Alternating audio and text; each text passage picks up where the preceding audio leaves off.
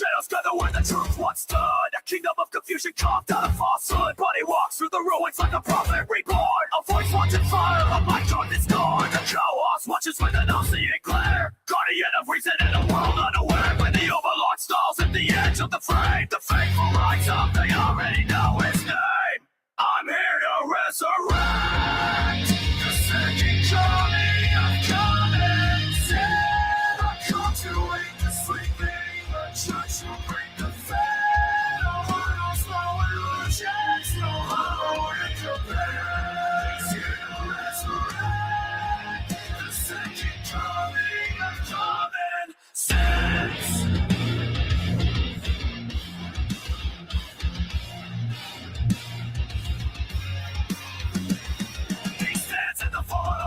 Misled, thinking truth from the wreckage, raising dawn from the dead. Every word is a weapon, shot men declare. Exposing every shadow we pretend not to fear. And the overlord rises with the suffering command. A beast of judgment, the mortal chemist dead. On his growl rings through the silence of the night. The loyal understand, Shiva keeps the balance right. I'm here to resurrect the second coming of common sense. I'm making the chaos of found to every sense of your kiss with darkness. What's in defense? He's here to resurrect the second coming of common sense. Now you're head to the beast that controls the dawn. Sensing now of reason with the ball crushing block. If his ball runs empty, the shadows will consume. The world packs open, ushering down.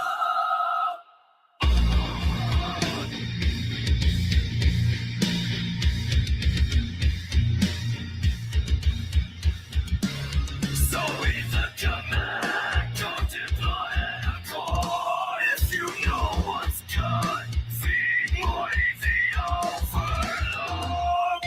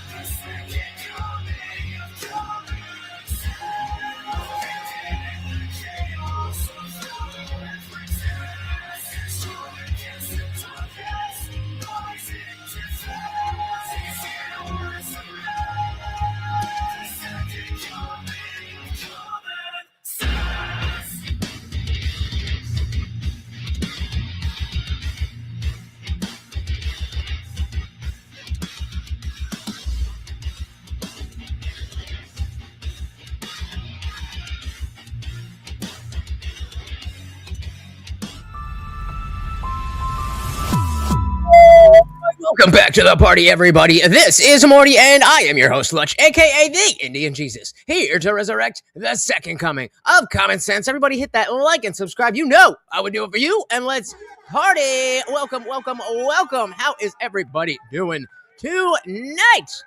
What is going on? What is going on? Oh, is Morty coming to join? No! He comes up to the chair, and then he jumps on the chair, on his own chair. I don't get it. I don't get it. What do you want from me? What do you want from me? He wants food. He wants food. Guys, don't forget, every single donation comes with a treat for the Overlord. Shout out to Lone Wolf and Cub in the building. Welcome, welcome, welcome. So, yeah, we got to talk about it. We got to talk about it. Gavin Newsom, he might be making some headway. He might be making some headway. Now, obviously, we've got a lot of time before 28. But this is not out of his wheelhouse, let's say. So he's been going. Gavin Newsom, obviously governor of California. If you're not familiar, big schmarmy, slimy dude. Has been going on a book tour, not a I'm going to run for president tour, a book tour. He did write the book, but it's because he's going to run for president. And this one was in New York last week, hosted by White Dudes for Harris, Harry Sisson. So I figured, what a better place to get two losers in the same place and see, do we have to worry about this? So let's dive right in. And as always, guys, if you can't hit the video, please do let me know. man. Well, look, if you're applauding for me like that, wait till you see the next guy. He's pretty cool. It's gonna be fun. That was a lovely introduction. Made me sound way cooler than I actually am. I can guarantee you that much. It'd be nice to be introduced like that everywhere. You know, like a restaurant, they say, oh, here is Barack Obama's right-hand man, Joe Biden's senior advisor, Gavin Newsom's VP pick for 2028. I mean, I'm spitballing. I just, see what sticks. Already simping. But I just wanted to briefly introduce myself before we get the conversation going. My name is Harry Sisson, 23 years old. I've been posting political videos for almost 6 years. In April 4th, I believe it's gonna be 6 years. Well, is the video loud enough? Oh, please. You guys are too kind. And it's been a wild ride. I've been attacked by Donald Trump. I've been attacked by Republican members of Congress. And I've also been attacked by Fox News, who I've been asking, are they here tonight? I was hoping they were. But of course, they're covering more important stories, right? Yes. Shout out to Tag. Welcome to the party. Said, liked, and shared. My goodness, thank you. You guys know that stuff is free. It's easy. It helps out the channel so very much. And it doesn't even matter if you think anybody's going to click on the link just by you telling the platform you want more people to see it. They will show it to more people. Thank you so very, very much. Also, we always have to worry about every dummy crap candidate. Yep. They're ignorant Marxist NPCs always vote blue no matter who. Right. And so I think a lot of people are going to see something like this and be like, well, why do we even care about this? Why do you even care about this? And it's like, well, I mean, for exactly this reason, that they will vote in numbers. They will vote in numbers. So welcome. Let's dive back in. I raised the video a little bit. Hopefully that should help. Here tonight, I was hoping they were. But of course, they're covering more important stories, right? They're talking about what shoes Joe Biden is wearing, or the color of Obama's suit, or the way they... Bro, were you even in high school when that story came out? Gavin Newsom sits. By the way, these are all real stories they've actually covered on air. And they have a long night ahead of themselves kissing ass after Donald Trump's State of the Union, Okay, so I guess this was on Tuesday. Oh, man. But I'm really excited for the conversation we're going to have tonight. We're talking about his new book, Young Man in a Hurry. The good thing about this book is you can actually read it. I was thinking about how we could make this into a drinking game. Every single time we get clapter, when it's meant to be something that is like a joke or something like that, but it is only there to raise applause. Every time they just applaud something that doesn't need an applause. Let's get drunk. And guys, remember, if you do not like, I guess it's over here. If you do not like the vertical stream and you are there, just head to the description and you can get the link for the landscape one. And you will be in good company. Yeah, right? Orange Man Bad. That one's always, oh my God. That's what we're looking for. Now, hey, if he says something, if Newsom says something that we personally don't disagree with, or rather, we personally don't agree with, but they do, and it like legitimately earns applause, that's no problem. But I think you'll see what I mean if you don't know already. Like the Epstein files, there are no redactions in here. None of that. There's no covering up alleged crimes. It's great. It's a really good book. And I'm not just saying that because I'm up here. I really, really enjoyed it. So if you get the opportunity. So nothing about Fauci? You should absolutely read it. But I'm really excited to have this conversation. And last thing I'll say before we bring out the governor is conversations like this really keep me sane. They keep me hopeful. This is you sane, brother? Oh, man. I think it's really easy to become depressed and cynical and pessimistic about everything going on. I mean, you wake up every day, you look at your phone, you see a headline that says, Donald Trump kicks puppy down the stairs, and you're like, well, yeah, that tracks, and then there's a story 6 hours later, and then another one. It's overwhelming. It's heavy. But hearing from people like Governor Newsom, people who care, people... People who care and Governor Newsom should not ever be in the same sentence. Oh my God. This is going to be fun, guys. This is going to be fun. I am already glad that we did this. It's heavy. But hearing from people like Governor Newsom, people who care, people who are in their positions trying to do good things for the people they represent, it's nice. It keeps me sane. And you can look at the people beside you tonight. They're on the right side of history. They're doing the right thing. So it is a reminder there are good people out there. And it's always nice,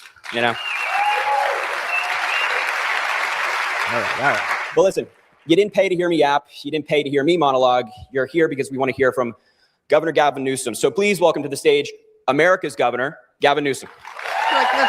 this is fair applause coming out to the stage. Totally fair. And that's not clapper. We're going to make fun. Come on. We got to do it the right Good way. to see you. All right.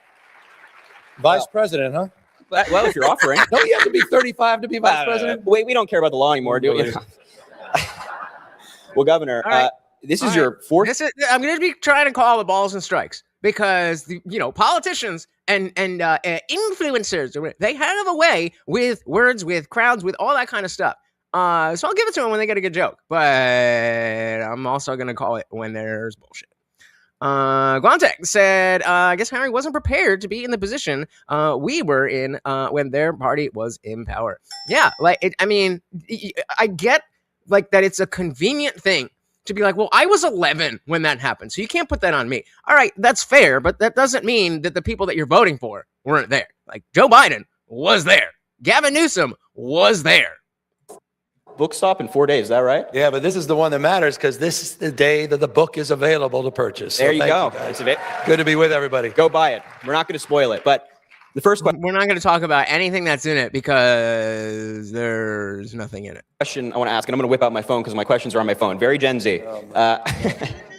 But first question. I actually read this thing, right? I read it front to back. Unbelievable. It was really, really good. Again, By the way, I'm not has saying- anyone read the book? I just out of curiosity. You literally just said it came out today, bro.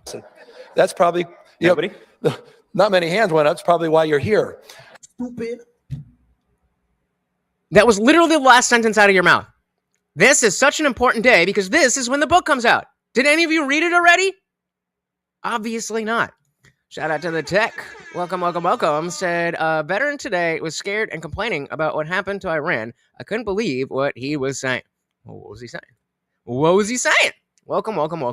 Because this is a different kind of book, right, Harry? Right, that's exactly, and I wanted to ask you about that. I was talking to your team in preparation for this, and I was reading the book, and a lot of work went into it. I mean, this was a 4-year project. You listened to these interviews that your father did that you didn't know existed. You spoke to family, friends about your mother, your father, just your general background. And in the first chapter, you go very in depth on your history. So I'm curious. And yes, this title is not clickbait. Gavin Newsom let his mom die in his own words. It's like, what was the process like? What did you enjoy? What did you not enjoy? Well, my mom passed away about 20 years ago, so she wasn't around to help me with this memoir. My father survived just long enough to see me get elected governor, and it was a miracle that he lasted that long. I thought he was going to say, the miracle that I got elected because, I'm a piece of shit. And so this book goes up until his death, which went around the transition to my inaugural as governor, which unfortunately he wasn't able to be at. And so it was a reflective book. It was a memoir that fundamentally was about discovery. It's Young Man in a Hurry, but a memoir of discovery. Discovering more about him, discovering about my mom, learning about why they got divorced. They never told me. Mom was 19, pregnant with me. A few years later, she's raising 2 kids on her own. I found out, didn't know this. In that oral history that you represent, someone casually mentioned, did you ever hear that Bancroft Library interview your dad did? I said, what are you talking about? And in the interview, he describes having run for local office on the County Board of Supervisors and lost, and then immediately turned around and ran in 1968 for state senate and lost. And he said he was broke and broken and had a panic attack and basically took off and left. Left my mom, kid, to raise 2 kids on her own. I never understood why they got divorced, nor in that process of discovery, never understood why my mom was so insistent that I not get into politics. And that's been this book. And it's why it was over a multi-year period. This is not one of those political books that I wrote just to, try to get it ahead of some cycle or, Yeah, no, this totally isn't before ahead of some huge cycle that I'm going to be part of. That's really what I want to focus on as we go through this. Like, I don't think he's going to come out here and, be given a lot of policy positions and stuff like that. It's going to be very vague stuff. But I want us to be able to see how well this guy is at being the politician. It is, again, the state of, not the state, but the manner in which California is right now is a very strong. Do you want to come up here, Morty? Hey, we got Morty in the building. What's up, pup? So yeah, it's about more than just do we agree, do we disagree? Is he funny? Is he not? This is his campaign. his campaign has begun with all of this. Shout out to Glow and Dark. Welcome, welcome, welcome to the party.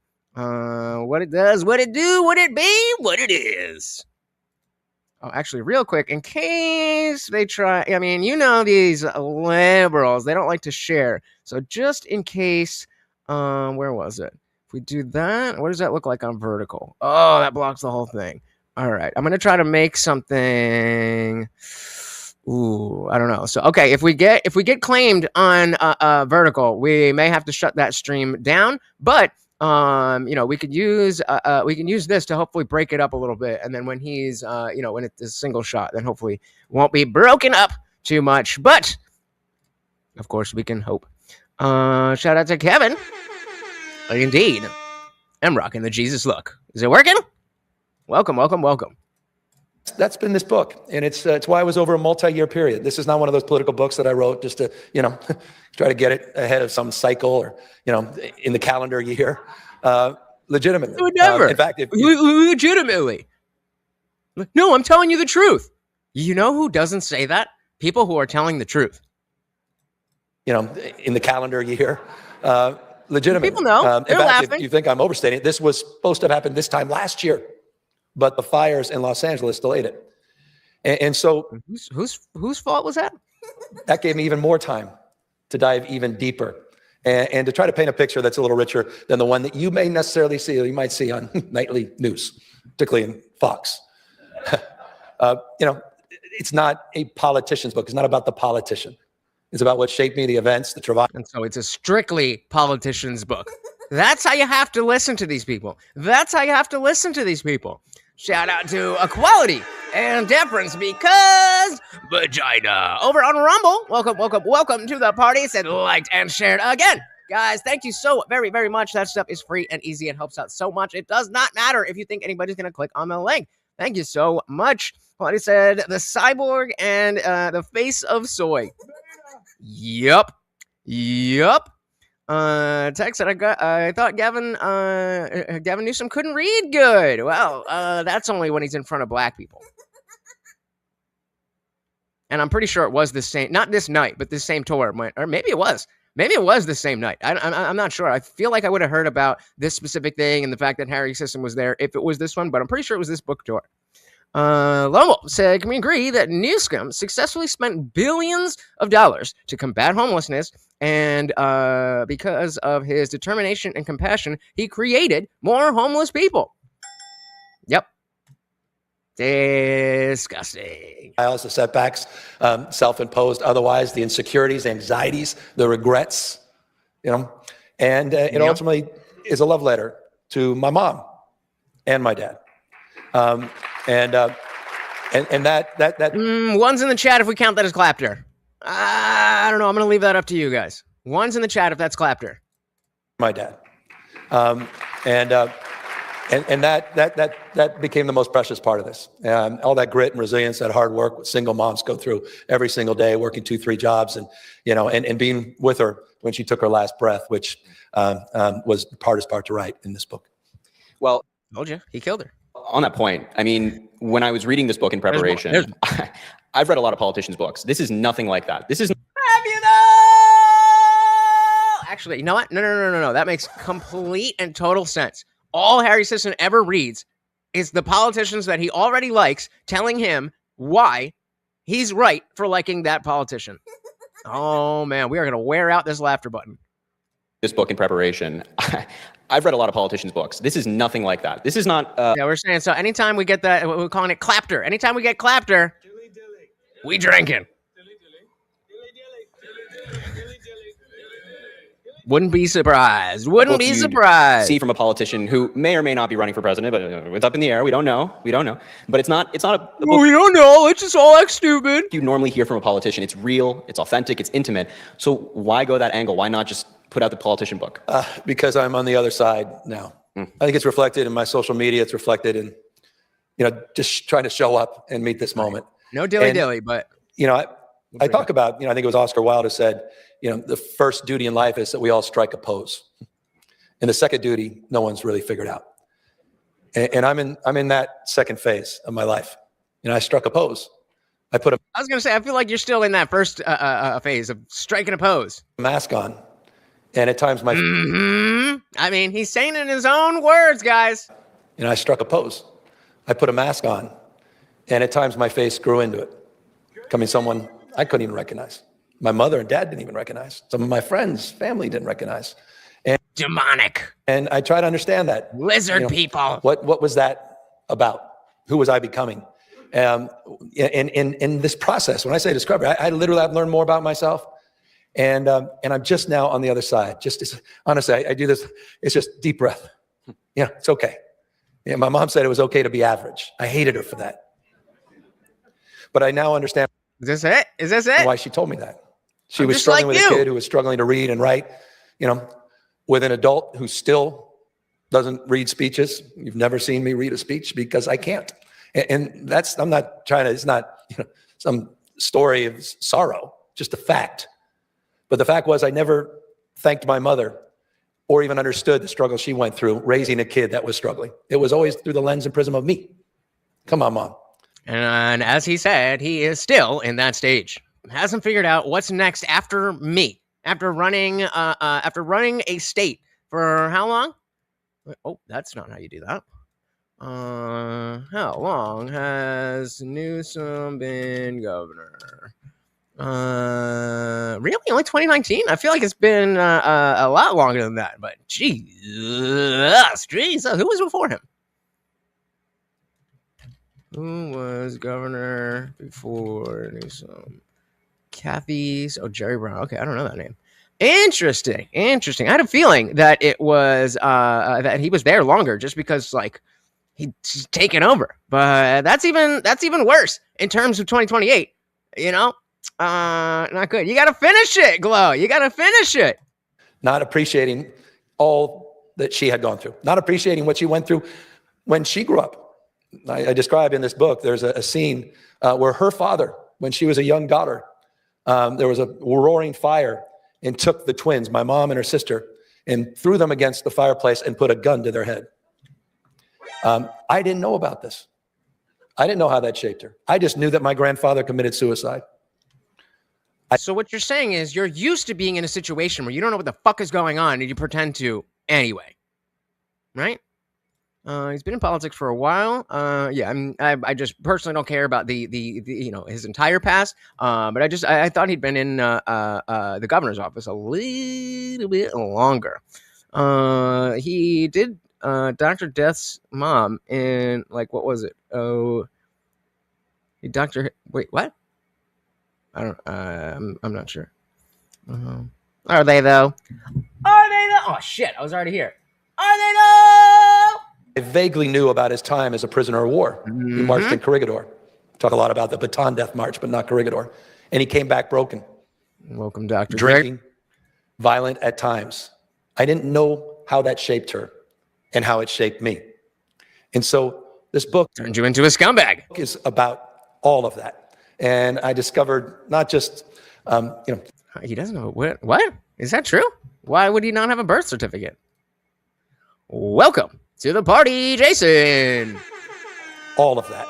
And I discovered not just, about my relationship to my mom, but also discovered the relationship I want with my kids, the relationship I want with my wife. Doesn't he have a trans kid or something like that, or a queer kid or something like that? How I was walking down a path that was very similar to my father's. And now the ability to reconcile that and to be more present is all part of this, that it's okay. You are who you are. It's messy. Life's And so we see the angle as if we didn't, as if it wasn't completely encapsulated. And I'm just dumb, just like you. If it wasn't completely encapsulated in that, we can see that this is a tour to don't forget that this was the guy at the French Laundry during lockdown when you weren't allowed to do this, that, or whatever, specifically in California. And he was out doing this, that, and anything he pleased with the mucky-mucks and doing rules for thee, but not for me. But he's just like you. He's just like you, guys. part of this, that it's okay. You are who you are. It's messy. Life's messy. We make mistakes. And so this is not a sanitized work. This is me scrutinizing myself and diving deeper and trying to really understand the why. Okay. So tell us what that why is. Prove to us that you are someone different than you were 6 months ago. Why did I say that? Why did I do that? What's the real motivation? Is it ego? Did I try to be something? You know, what is this about my resume values? Great questions. Or is it about Got my any eulogy answers? values? You know, what, and who am I becoming? So it was even, I said this, if no one else bought it, it was a gift for me. And we're gonna do that too. Anytime he pulls up the book, we'll drink for the book, we'll drink for the point, and we'll drink for the clapter. Let's go. We gonna get drunk tonight. I said this, if no one else bought it, it was a gift for me. And it's a gift that I wanted to give my 4 kids. Wow. Yeah. Really? All right. Well, we definitely got to do a side quest for that. Does Gavin Newsom have a birth certificate? Now, of course, we're going with ChatGPT, so we'll see. So it says they do. But he said it in an interview about voter ID, didn't he? Gavin Newsom is a birthing person. That. We'll get a dilly. Dilly fucking day. So, yes, the claim you're referring to comes from Newsom made discussing the SAVE Act. Not a random. I didn't say it was a random interview. ChatGPT. Jesus Christ. According to multiple, Newsom pushed back on the idea of requiring documentary like a passport. By noting that many Americans don't keep their birth certificates readily available. In that context, he reportedly said something along the lines of, "You got to find your birth certificate. I have no clue where mine is," to illustrate the difficulty of that. I don't really care. So okay, let's see. But what about Bernie Sanders? He has also said this about Newsom. No E on the end of Newsom, guys. Recent comments circulating online about not knowing where his birth certificate was. No, that's not what I'm asking. Many star conservative right-leaning outlets. All right, we might need to retire ChatGPT and go with Grok. I just hate X so much. The Sisson Center says something about his birth. No, I meant. So wait, you're saying, Jason, you're saying that Bernie said that Bernie doesn't have a birth certificate, or Bernie said that Newsom doesn't have a birth certificate? We'll come back to that. Let's dive back in here. Well, I actually have a question about the title. It's Young Man in a Hurry. And you talk about your early life, the desire you felt to keep going and do more. And I'm curious, like, can you define that hurry? What was that hurry? What motivated that hurry? And do you still feel that today? Yeah, if your mom says it's okay to be average, that may create a chip on your shoulder. If you're sitting in the back of the classroom with your head down and, Mr. Morris's class, and they ask you to read a chapter and everybody starts laughing at you, then you may have a little chip on your shoulder. And you try to make up for that, back to that mask you put on. I put on a suit in high school. A skin suit? Bro, what is he doing? And yet, he can still win. He is telling you that he wears a skin suit. School. Talk about a mask.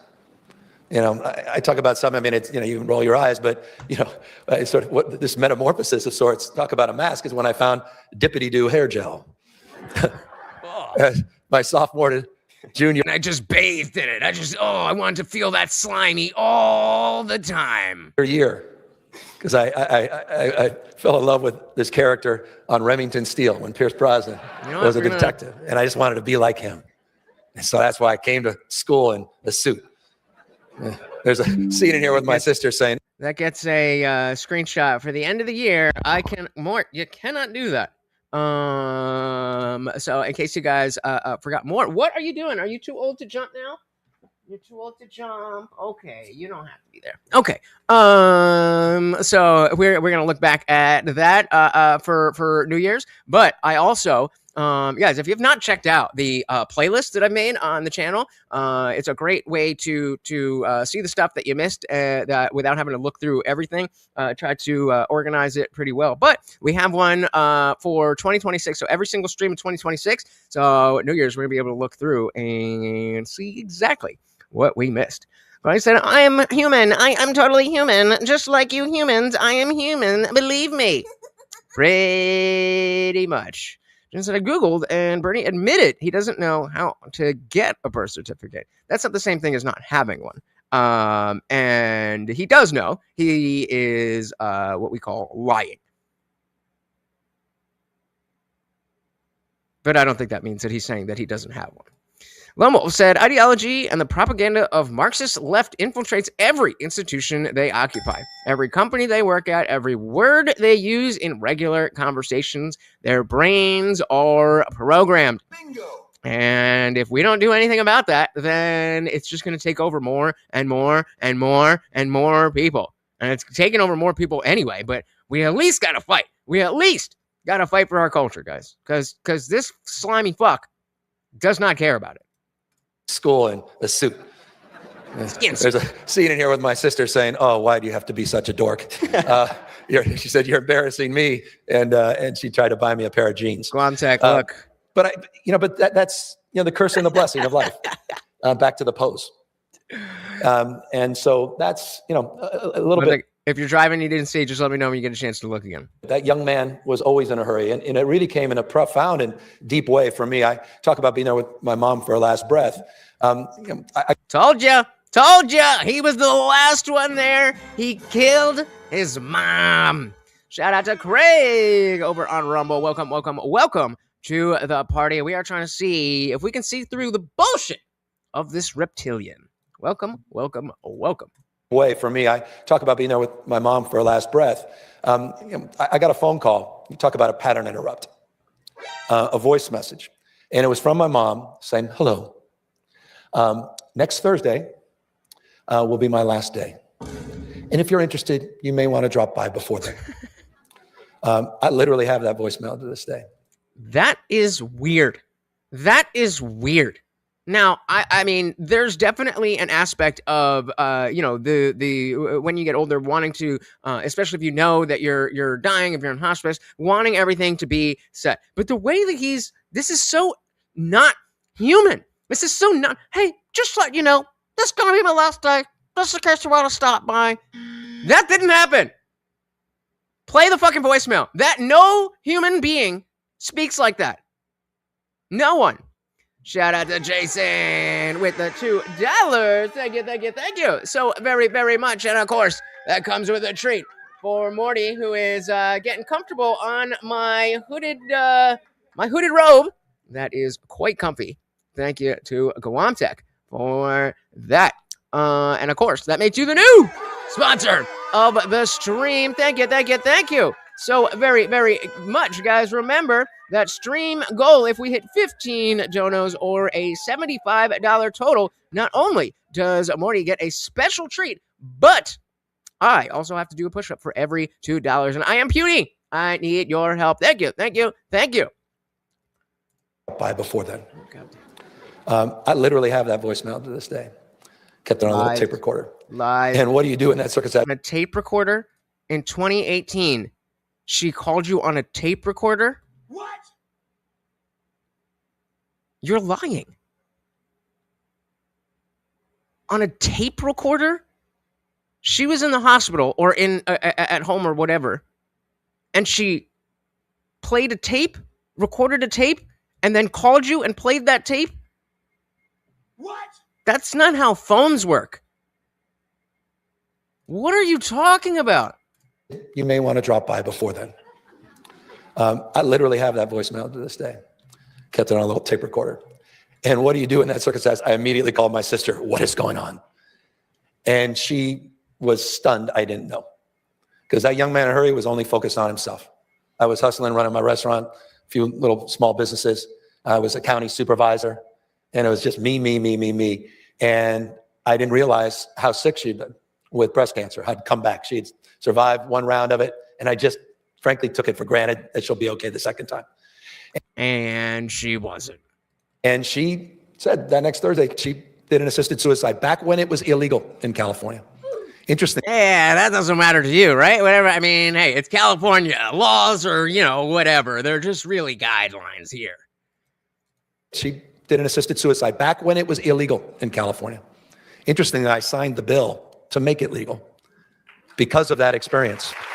And my mom wanted to kill herself, so wanted to make sure that all your moms could kill themselves too.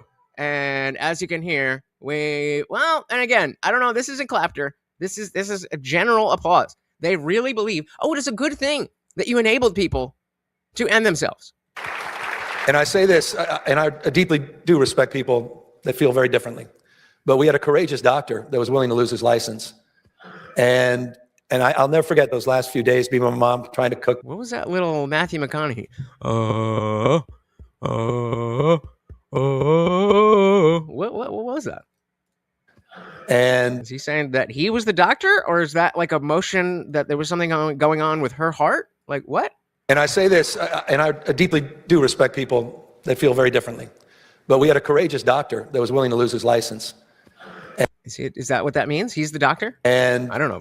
I'll never forget those last few days being with my mom trying to cook whatever she can eat, watching, an Antique Roadshow, NPR, PBS with her every night, and being there and the pain she was in. And yeah, I'd be in pain if I had to spend all day with you too, pal. The pain then that was expressed by being with her. What are we doing? For that last few hours. My sister and I walking in after the rest of the family came in to say goodbyes. Everybody can't make this shit up. Buddy's in the living room, and she wanted her 2 kids to be with her. And the doctor just left, and she wanted her 2 kids to be with her. But she also just said, hey, just so you know, on Thursday, you might want to stop by. You're a fucking liar. You're a fucking liar. I still have it on a tape recorder. What the fuck? So Craig, I'm being a little bit hyperbolic with that, but he essentially enabled the laws that that she did assisted suicide, and that wasn't legal. So and he was like, some doctor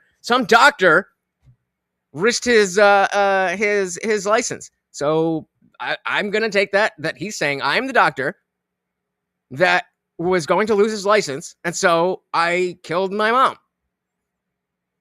I mean, maybe I've got that wrong. Feel free to correct me. I said I can't read just like you can. I had a low GPA just like you did. I wanted to let my mom just like you do. Oh my God. Oh my God. And again, I need to highlight the fact that the people on the other side of the aisle, they don't understand that this is what's being said. The first order thinking only allows them to see the words at face value. And so they have an inability to look deeper and see that this is actually what he's saying. It's not a good thing. He said it in a way that sounded nice and then looked at you and stopped talking. He said, oh, it's my turn to clap. But this is what he's saying. And she wanted her 2 kids to be with her. And the doctor had just left, and she's beginning to sort of come in and out, looking through old photos. My sister on the left, I'm on the right, both holding her hand. And my sister, who's just extraordinary, she just said, I can't take it. She just ran out. And I was left my own. I thought I couldn't leave her behind. She's still breathing.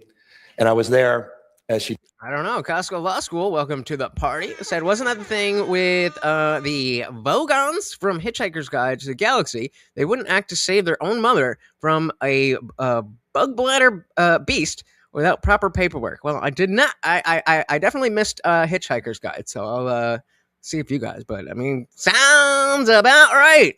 They Newsom uses Zer pronouns. Again, not surprised. This guy is just exactly who you think he is. I know. But hey, I'm always asking you guys about movie nights and how, because of the fact that my parents are older and they only came to America in the 80s, that there was a big chunk of Americana, pop culture, music, movies, and stuff that I missed out on because I didn't have parents to pass it down to me because they were, doing their own thing. They weren't in America. They didn't grow up with American pop culture. So all the fucking shit. I'm down to watch the stuff with you guys, but nobody joins the Discord. Nobody's the people who join the Discord don't set up movie nights. So I'm trying to do it. She's still breathing. And I was there as she took these violent last breaths. There was nothing. This was not one of those beautiful movies where the credits come up. And I sat there for almost 20 minutes, just holding her hand with my head on her chest. And saying all the things that I didn't even have the guts to say 20 minutes before. And I used to, and this is again, that's why I hope everyone writes their own story. I used to resent her for that. Why did she make me do that? Because I struggle with that. Because oh man, you see how these people are so close? Why did I struggle with killing my mother? Why? I don't quite understand. Why? Maybe because it's bad. You ever think of that? We have plenty of morphine, fentanyl type stuff. Let her go out in style. Lois said your buddy Dave Smith starts his stream at 9 p.m. How much do you want to bet? It's going to sound like any other lefty stream. Interesting. Well, we can definitely pop in and see what's good. Remind me around like 9:30, 10 o'clock if you're still here, because that way we can speed it up a little bit and see what he's saying. But I am very interested because I'm afraid that it is going to be too much like any other lefty stream. I'm hoping that it's not. I'm hoping that he's going to have his issues with everything that's going on. And he's talking about, see, the 12-day war is not a 12-day war. It's still going on and all that stuff. But I'm hoping that we'll see like, okay, well, at least if we're going to do this stuff, then, these surgical strikes are a lot better than boots on the ground and so on and so forth. But he's probably going to be like, well, that's what's next. So I don't know. Shout out to Goob. Welcome. Said Newsom is such a douche. Indeed, he is. Welcome. Listen again. He's talking about his mother dying. His mother dying at his hand because assisted suicide is illegal in the state of California. This is the situation that he's talking about. I hope everyone writes their own story. I used to resent her for that. Why did she make me do that? Because I struggle with that. Just as one should. The horror of that. And now I think about it, Harry, and I don't know if maybe it's my time of life, maybe it's my state of mind. So Quality said, I've seen some of what Dave Smith has said, and he's fucking right. The leftists aren't wrong about everything. That's why I'm not looking to, that's why I'm very interested to hear what he has to say. Because I again, as you guys know, the foreign affairs and, the globalist type military, that's not really my strong suit. So I do look to other people who know better. Yeah, we'll see. All right, now I'm back in. Think about it, Harry, and I don't know if maybe it's my time of life, maybe it's my state of mind. I now think about it. Oh, I'm still holding her hand. I mean, hey, when she starts running, we will definitely be covering it. Her breaths are my breath. And how blessed I am that she was there for me and gave me that gift of being there at the end of her life, and how I can breathe new life into my relationships with my kids and those I love. So he was saying like, okay, so he did say that she didn't make it to see him be governor. So he said his dad died in before 2019 because he saw the inauguration, but he didn't get into office until 2019. All right, I'll give him a little bit more credit there. If it was 2002, then the tape makes a little bit more sense. But still, something fishy. Into my relationships with my kids and those I love. So that's what this book's about. If you came here for 10-point plan for America's renewal, those are the easy ones to write. Are they though? So rattle them off, homie. Rattle them off real quick. We don't have to spend the whole time. Just give us the first 5. That's so easy. It's so easy. What's the first 5? Those are the easy ones to write. This one, a little bit more challenging. Auto pen. Just like our buddy Biden. Oh, man. Well, I wanted to ask this question later, but since we're on the topic, I mean, the part of the book where you're describing your mother's passing is truly heartbreaking. I had to put the book down. I was like, this is heavy. And you are somebody who has been personally touched by cancer, as there are so many Americans out there. And, you turn around, you're a governor of a state, you turn around, Greg said if he killed his mother, why has he not been arrested for murder? Because, I mean, we have the entire Epstein files thing going on. Do you think everybody who does wrong things in government gets arrested for it? He's on stage talking about it. If they were going to arrest him, they would have arrested him. They have the, whatever situation they had where he was able to do this or that, whatever. And again, if I'm misunderstanding, when he goes, some doctor almost lost their license because they were going to do that. Okay, maybe I'm misunderstanding what he's saying, but that's a pretty strong signal. Yep. Wonder Bucket, welcome. Said Autopen was the most evil Decepticon. Indeed. see Donald Trump and RFK Jr. and all these guys. And they're cutting cancer research. They're cutting pediatric cancer research. We have mRNA vaccines right now, the same ones you use for COVID, that are being developed to target pancreatic cancer, liver cancer, lung cancer. It's a remarkable development in science.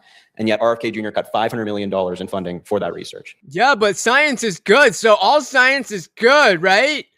And so I'm wondering, like, as someone who's been personally touched by cancer, how do you make sense of that? Like, what's your reaction? You crawl out of your skin. Yeah. But you also realize you have agency. You can shape the future. And I think this goes to, I like that.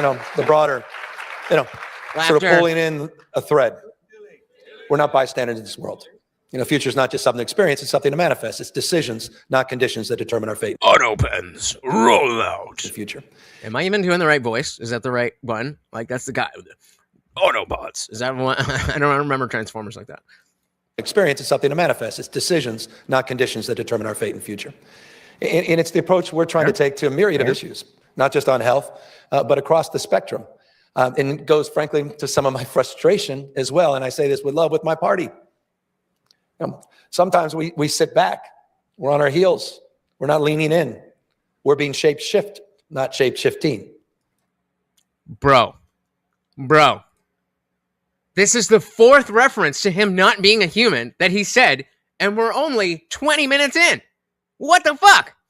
Shout out to Morgan's Hammer over on Rumble. Welcome to the party. Said, liked, and shared again. Guys, thank you so very, very much. Once again, it is free and easy.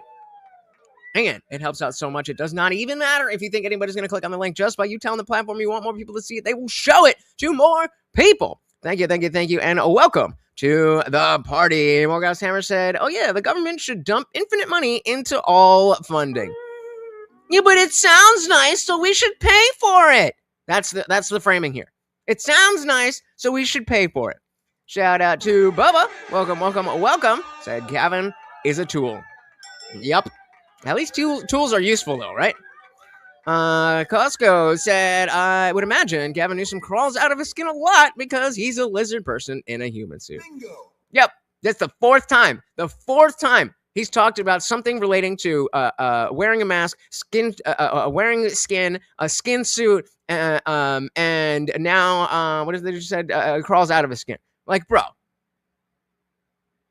top of mind, Freudian slip? What are we talking about? Exactly. You guys see it. We're not leaning in. We're being shape-shift, not shape-shifting.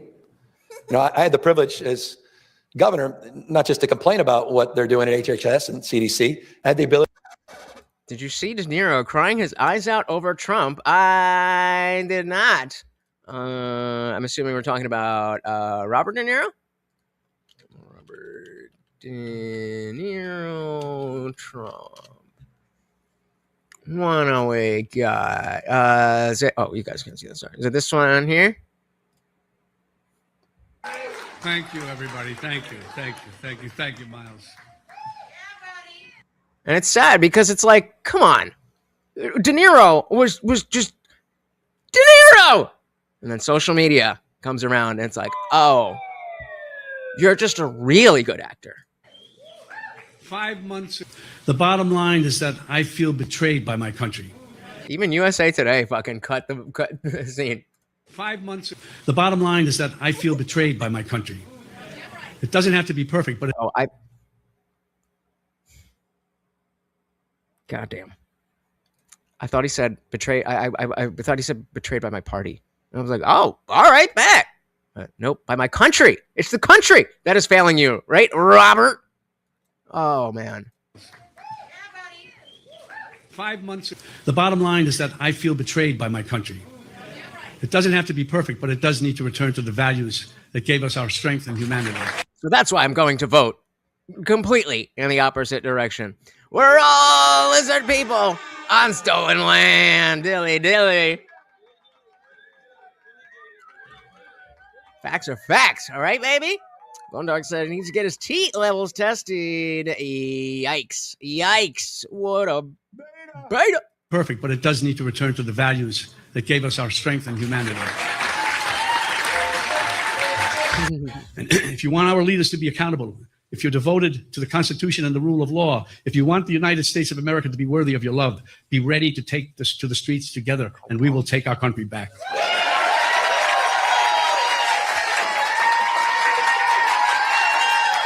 They're like, all right, that's about as much as we need. Nicole. That's not how you spell Nicole. Is it? Oh, yeah. Stupid. Wallace with like that? Or Wallace like that? Robert De sure. Niro. And we've also Jesus. Well, here, let me get this. Oh, wait. Did we just skip it? All right. Well, fuck it. Then if you would like to see this on your own, link in the description. We got some newbies. We got he's being interviewed and started crying like the actor he is. Yep. Shout out to Mad Rush. Welcome, welcome, welcome to the party. Deport him to Wakanda. Wakanda forever. All right, let's see. What do we got here? 44. Yeah. You're always about lifting up everybody around you. Everybody. Of course. Why is that? Is he? You have to. Here we You go. have to lift people up. Why? You have to bring them together. Period. You can't divide people. You can't win that way. Loser! Beta! It's a no-win situation. And look what we have. Look what we have there. It's almost like a destiny to have this thing there, attempting to destroy this country, and maybe not even understanding why. So it's up to us to protect the country That we love. Yes. Dilly dilly. Dilly dilly. Dilly dilly. You weren't supposed to make me cry. Thank you so God. much. Thank you for this. We talked about how this is the moment. This is the moment that it goes one way or the other. That's right. You think it's going the other way? I don't know. All I know is people have to resist. There's no easy way. It's not going to come to you easy. You know, there's a time when you know in your own life, in your own survival, you better do this. You better jump and run through the fire. Because if you don't run through the fire, you're not getting out. Okay, what fire or what are you talking about? And that's what we have to do. I'm glad I get to run next to you. Oh my Let's hear God, what I they just say. threw up in my mouth. Everything about it makes my skin crawl. The worst, though, is that she's not crying. She wants us to believe that she's crying. Oh, yes, that goes the other way. That's not clapter, but I'm crying too because what you said was so emotional, right? Well, let's shout out, baby Mahara. Welcome, welcome, welcome. Only news when he's crying about Trump. That's all the relevance he has. That's all the relevance he has. He used to be the taxi driver guy. And now he is gay. Why are you gay? My country failed me. It doesn't have to be perfect. It just has to be full of Democrats. Sounds about right. That's why we gotta learn to translate the leftist inese. Is De Niro telling me to fight like hell? I don't think he would do that because we know how angry he gets about those words. It makes her very tight skin crawl. Like in solidarity Yeah, what the fuck is going on with her face? with him, with her very nasal delivery. Like, you weren't supposed to make me cry.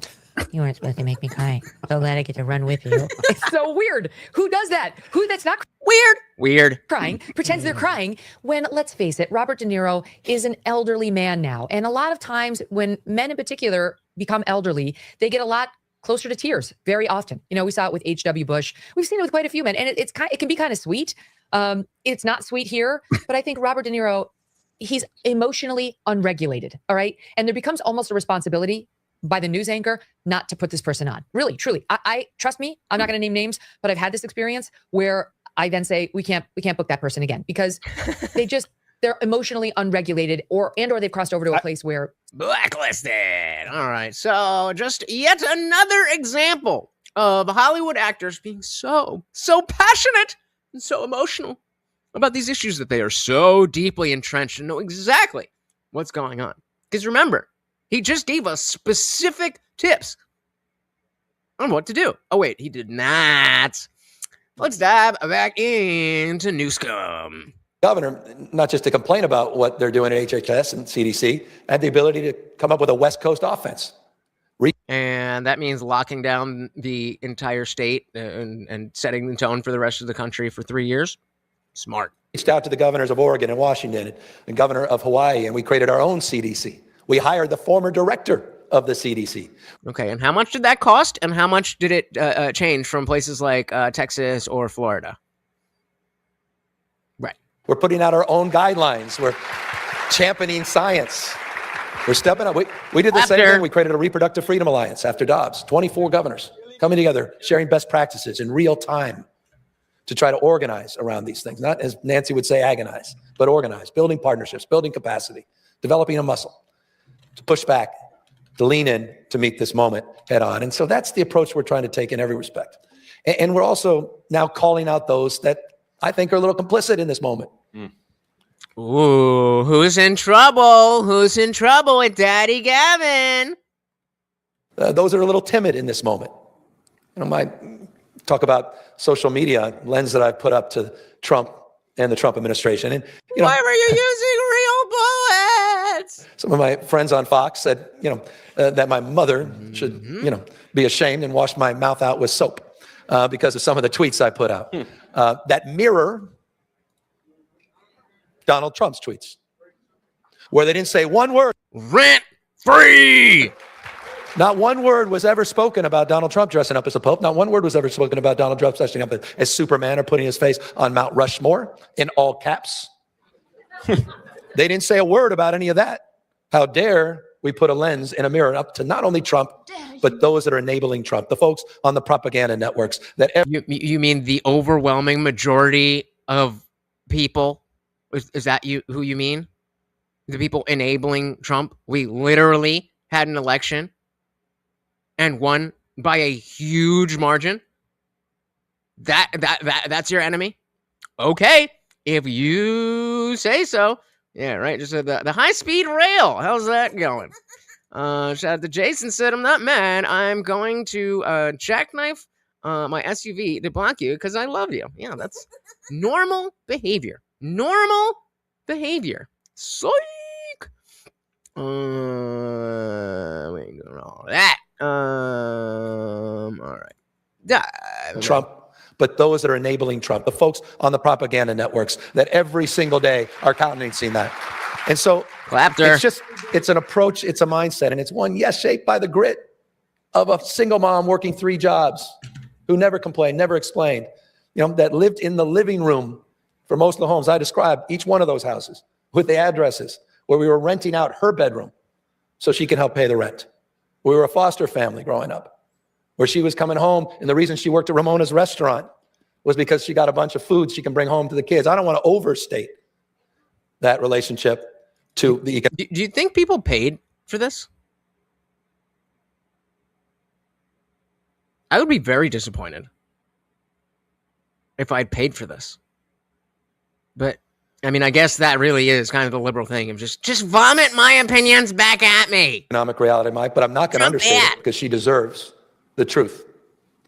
And it's hard, the truth, because the caricature so much in politics. You get defined, and I talk about this in the book. How it is hard for you, isn't it? I played into the stereotype of me. Back to the suits and the shoes. That's 5 times talking about wearing a skin suit. Hair, the whole thing. And the relationship I had with a father that was proximate to privilege. Didn't die with any money, died with books, a second mortgage in a beautiful town in the gold rush country of Dutch Flat. But relationships with a very wealthy family that have also defined a tremendous amount of my life and define the privileges that I've enjoyed along the way. In this, And I need to apologize to you because I'm so privileged and white. Shout out to not Jeremy Renner. Welcome.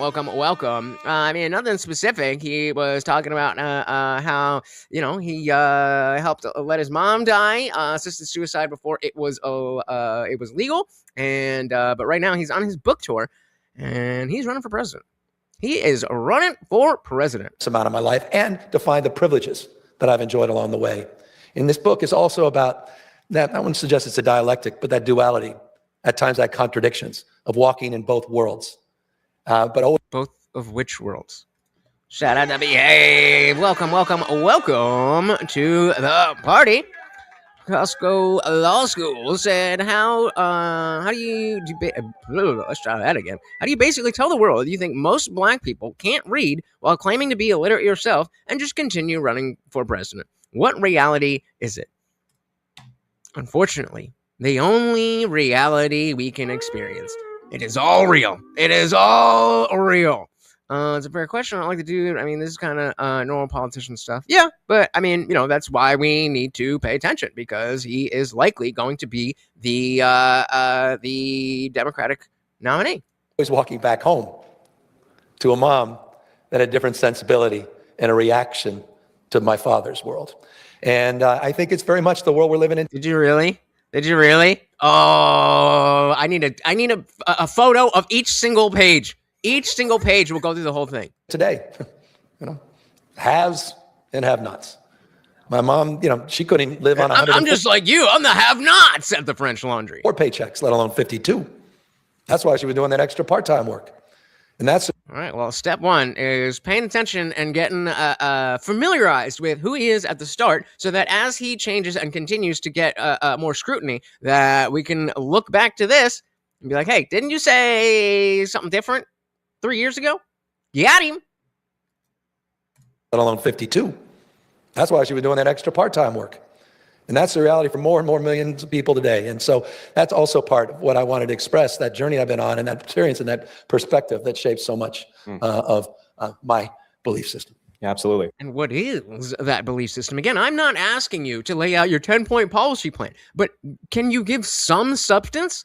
Just like, well, things are hard and stuff is bad, and we talk about things and stuff. Well, you've talked about this a little bit, but I'd love to dive in a little bit more about Morty's the different hungry, relationship you have guys. with your mother Morty versus your is father. hungry. Your mother, she was holding 3 jobs at one point. Your father left early. She was holding it down. She was taking care of you and your sister. She was the one that when you struck out at Little League, which you should tell, that's a great story as well. She was the one that took you out to the baseball field and threw you pitches until you got it right. Well, really, I didn't. So I was anyone that has a kid who plays baseball or play baseball themselves, I was a right fielder in Little League. E-Dog said, remember, MAGA, when you get that weird feeling of self-reflection when faced with facts, deflect, call it lies, then repeat the leader's name.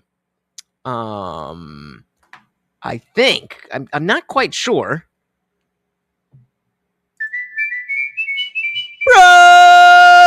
Projection!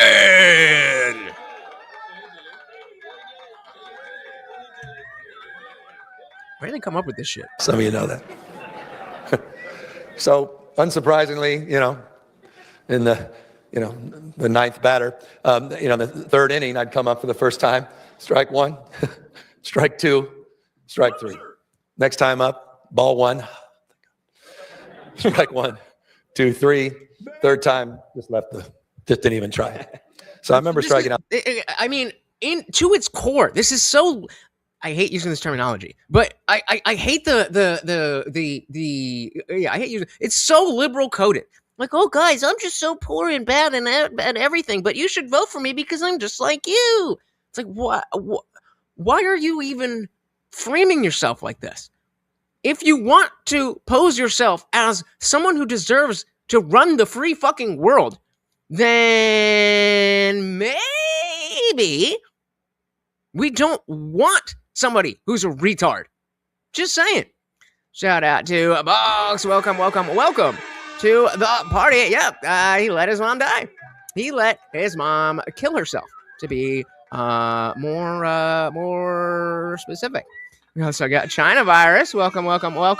And we got King Nirvana. Very good to see you guys. Excuse me. China virus says common sense of politics. Those who should be politicians never strive to be politicians. Bingo. Yup. Yeah. I mean, crazy ass behave. A president that can read. Okay, I don't know if we can do that. I don't know if we can do that for you. I didn't either, so I wouldn't spend too much time thinking about it. Those who strive to be politicians are usually those who shouldn't be in politics. Enter Gavin Newsom. Third time, just didn't even try. So I remember striking out 3 times. Didn't even try. Was pitching. I played for the great Round Table Pizza, my local Little League, Joe Wagner Field. And I came back demoralized. I know places and stuff in the neighborhood like you do. My mom made the end of the game, and I was just crushed. And we were nearby then, Joe Wagner. And so I got home, and I'm quitting. This is the worst thing. Why are you making me do this? I hate this. Is the worst thing. And she got a bucket of balls, and this was after everyone left, and went right back out on the field. And she was Where was your father?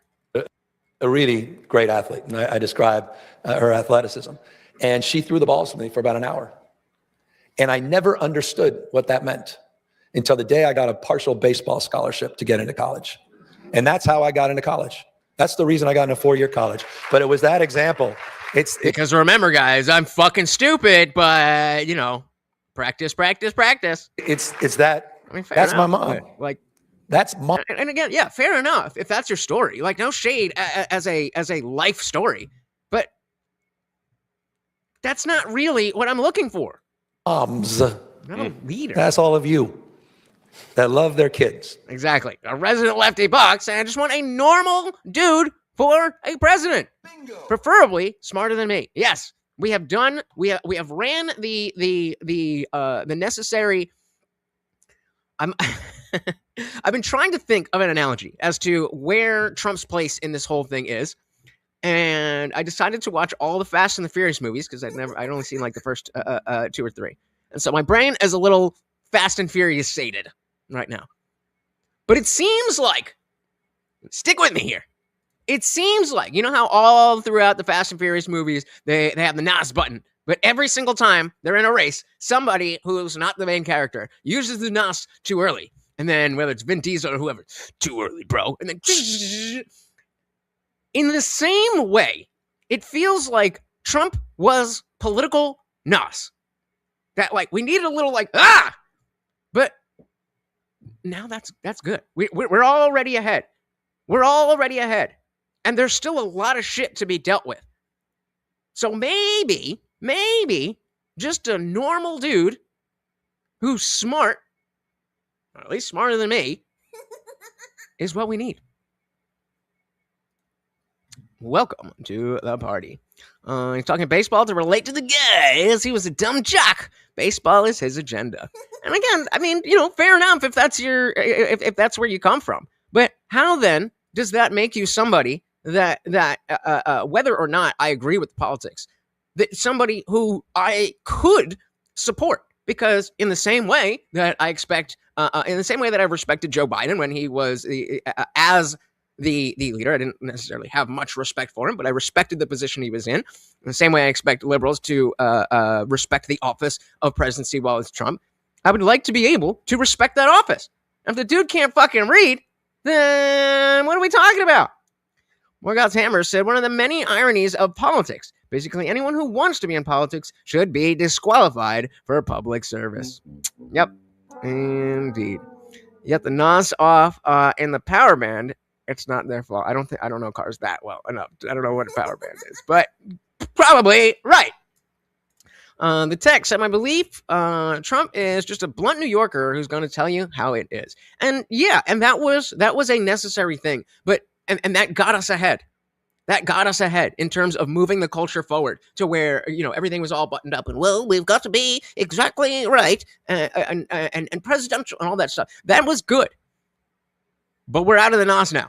So we got to go back to some type of normalcy. I can't speak for other people, but if anybody ever asked me, I explicitly stated that I respected the office of the presidency. As you'll learn, if you're smart enough to stick around for a while, I'm not your average Joe. So you could pretend that you know who I am, but you don't know shit about Jack. But you can learn. That's all of you that love their kids. And what was the lesson that night? That was a lesson in persistence and not giving up. It wasn't a baseball lesson. And what a gift. Those are magical moments you look back in your life. Those are the moments that shape you. You don't even realize your mind is being stretched. And it's never going to go back to its original form. Yeah, dude. So far, we are 27 minutes into their discussion. 5 different times, he's made a reference to wearing a mask or a skin suit or crawling out of his skin. 5 times in 20 minutes. Come on, bro. Realize your mind is being stretched and it's never going to go back to its original form. And so that story is a special one for me. And it has so many meanings because baseball became so special to me.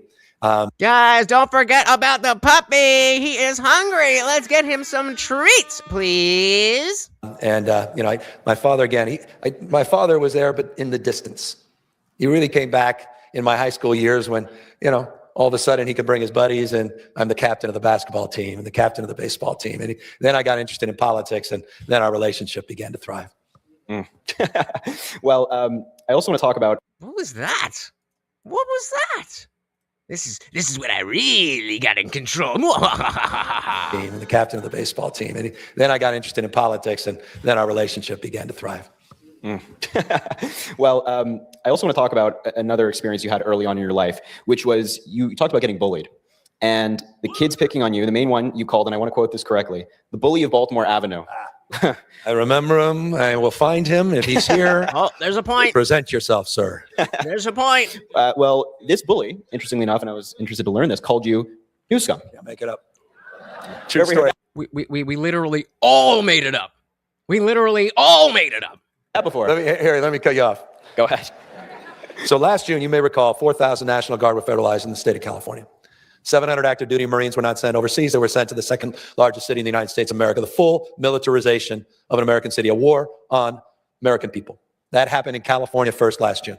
Mods, remember I need you to be helping with reminders and stuff. I'm about to start taking badges. And that happened through a conversation I had with Donald Trump the night before he announced on Truth Social that he was federalizing the Guard. I'll never forget the conversation. It was 17 minutes. And the reason I never forgot it is there's oversight hearings and I'm likely to go in front of Congress to discuss it. So I wrote it out in detail. Here's how the conversation went. It's 11 had to remember all my lies, o'clock, 10:30 or so at my time. And I'm getting all these calls from someplace in Palm Beach. And I said, it couldn't be, but I had Susie Wiles text. I said, could it be? She said, it is. And I said, well, I'll call tomorrow. It's so late. She goes, you should call now. Call the president, gets on. He goes, hey, yeah. So I'm expecting, here's the riot act. Hey, what do you think of New Scum? He goes, that's pretty original, huh? What do you think of it? It's pretty original. And I'm like, he goes, yeah, it's pretty good nickname, right? I said, well, no. He goes, what do you mean? I said, well, literally, I just finished my, I said, no, I was called that by an 8th grader, not an 80-year-old when I was a kid. Literally, true story. And I talk about that. Again, literally, true story. Makes me think you're lying. That kid right here. And then, but I won't get too much into it, but you'll probably see. Well, and yeah, Box is saying, as someone on the left, that he's not alone in despising Gavin Newsom. I don't think he's wooing anyone at this point, and he's clearly trying. The sad thing is that I don't know how much of the left is going to, like you're saying you're not alone. Okay, that's good. But how not alone are you? Is there a lot of other people that are, hell no. Or is it more, hey, if Gavin's in, then I'm going to vote for him. But, I'd rather this person or that person or that person. Corporate shill? Yep. Wait, a cooperate shill or a corporate shill? Either way. On C-SPAN in a few months. But the next one, he goes, well, what do you think of MAGA? I'm like, are you seriously? I literally said, are we seriously having this conversation? He goes, that's pretty good, right? I said, but that's not, I even said, that's not original either. I said, Reagan, and he cut me off. He goes, how many hats do you think I sold last month? I said, how many hats? He said, like 200,000. I said, well, that's pretty impressive. That was the conversation, 17 minutes of that. And then the next day. Is this, wait, did I miss something? Did he say this is a conversation with Trump? I want to back this up a little bit. Because I thought we were talking about his bully. And then, but I won't get too much in it, but you'll probably see it on C-SPAN in a few months. But the next one, he goes, well, what do you think of MAGA? I'm like, are you seriously? I literally said, are we seriously having this conversation? He goes, that's pretty We're still talking about his bully, right? What?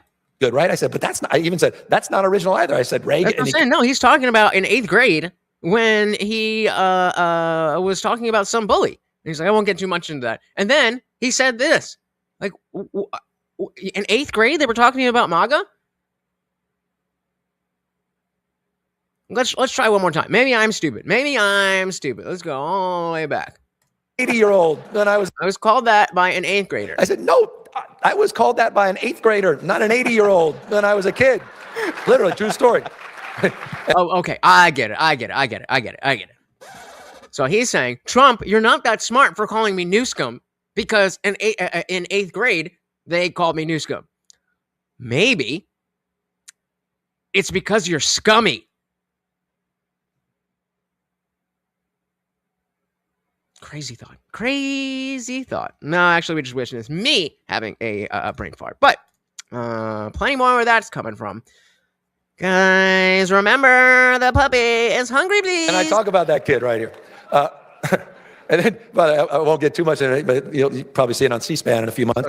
So now he's saying that he's switching to talking about Trump because of the fact that the 8th grade bully gave him the same name, which means he's been scummy his entire life. The next one, he goes, well, what do you think of MAGA? I'm like, are you seriously? I literally said, are we seriously having this conversation? He goes, that's pretty good, right? I said, but that's not, I even said, that's not original either. I said, Reagan, and he cut me off. He goes, how many hats do you think I sold last month? I said, how many hats? He said, like 200,000. I said, well, that's pretty impressive. That was the conversation, 17 minutes of that. Okay, how many hats have you sold? What is the story? Then the next day, we said, and of course, I asked that rhetorically. He'd be like, oh my God, Trump only cares about selling merch. Or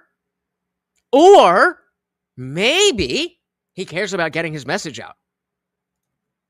at the time, the future happens often in California first. That was America's coming attraction. Little did we know what was going to happen in Washington, D.C., what was going to happen in Chicago, what was going to happen in Minnesota and cities and counties all across the United States, large and small. By the way, we said the same thing when we fought back, fighting fire with fire and not standing back as it relates to Proposition 50 in California.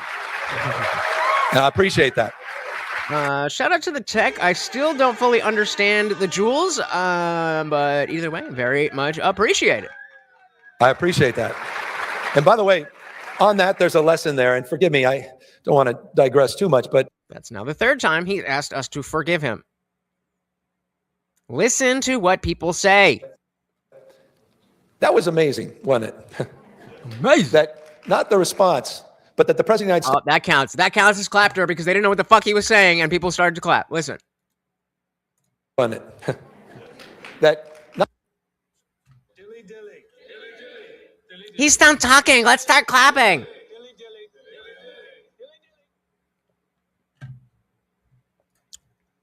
Bingo. Asking for an apology. Shout out to Equality and Deference because vagina over on Rumble with the $2 Rumble rant. Go on, check if you're driving, or if you're not driving, rather. Eat it, motherfucker. What's the matter? There you go. Eat it. Jesus, fuck. Thank you. Gotta keep those donos up. Guys, we are coming up on 1.5 hours. Ready to rage. Thank you so very, very much to the new co-sponsor of the stream. That was amazing, wasn't it? That not the response, but that the President of the United States would call a sitting governor by the name of Greg Abbott and said he's, quote unquote, entitled to 5 seats. Entitled to 5 seats. Governor Abbott, find them for me. They're mine. So when I say, go find me my car keys, do you believe that that means that I'm asking you to fabricate some car keys? Or perhaps does it mean that I am saying that car keys already exist? The car keys already exist, and I'm simply asking you to find them and give them to me. Which one of those makes more sense?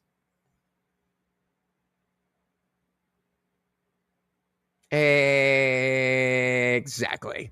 Shout out to me. Hey, thank you, thank you, thank you. We got triple sponsors. My goodness.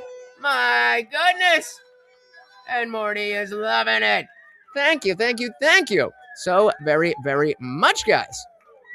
I gotta find the sweet spot. There was a, because I got the painting, and then I want to hide the stuff that's behind the speaker, but then I don't want too much headroom. You know what I mean? Anyway, thank you so very, very much. Triple sponsors on the stream. Governor Abbott, find them for me. They're mine. I remember tweeting something out myself. They were. Just putting something out saying, well, we're watching. And even though they stole the election, I still respected the office. What's going on? Not realizing what ultimately we would do. I am convinced, had we not had the experience in June, I probably would have just gone forward and write an op-ed and prayed that the New York Times would carry it, try to win an argument. And so often, respectfully, that's what Democrats do. We just think the facts are going to bear out. We can win the argument. We actually got it from a client. They were he just does this shit, and I was like, oh, that's cool. He's like, here, you can have it. And I was like, well, fucking put it in the frame. Can moralize this. Isn't it so sad? Yeah, it's terrible. That's not going to work anymore with Donald Trump. We have to fight fire with fire. We've got to punch back. And that's exactly... Punch back? Hold on. Is he calling for violence? How dare you? Oh my goodness. Arrest him. He just called for political violence. This is treason. This man must be behind bars according to the Democrat standard.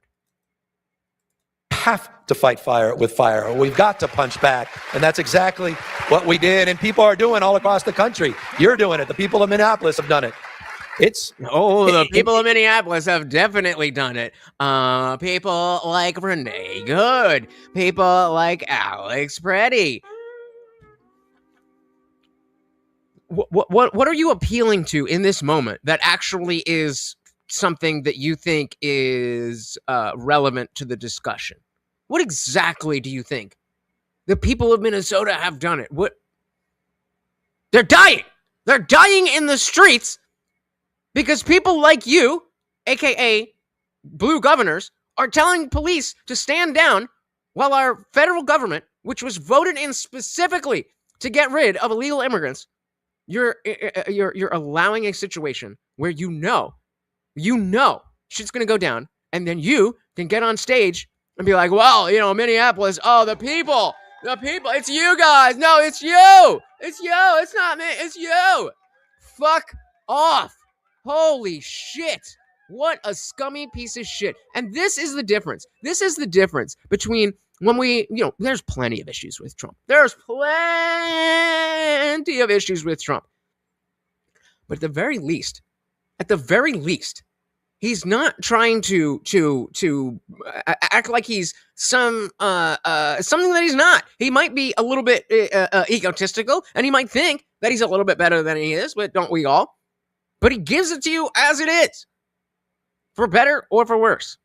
Shout out to Dick Johnson. Welcome to the party.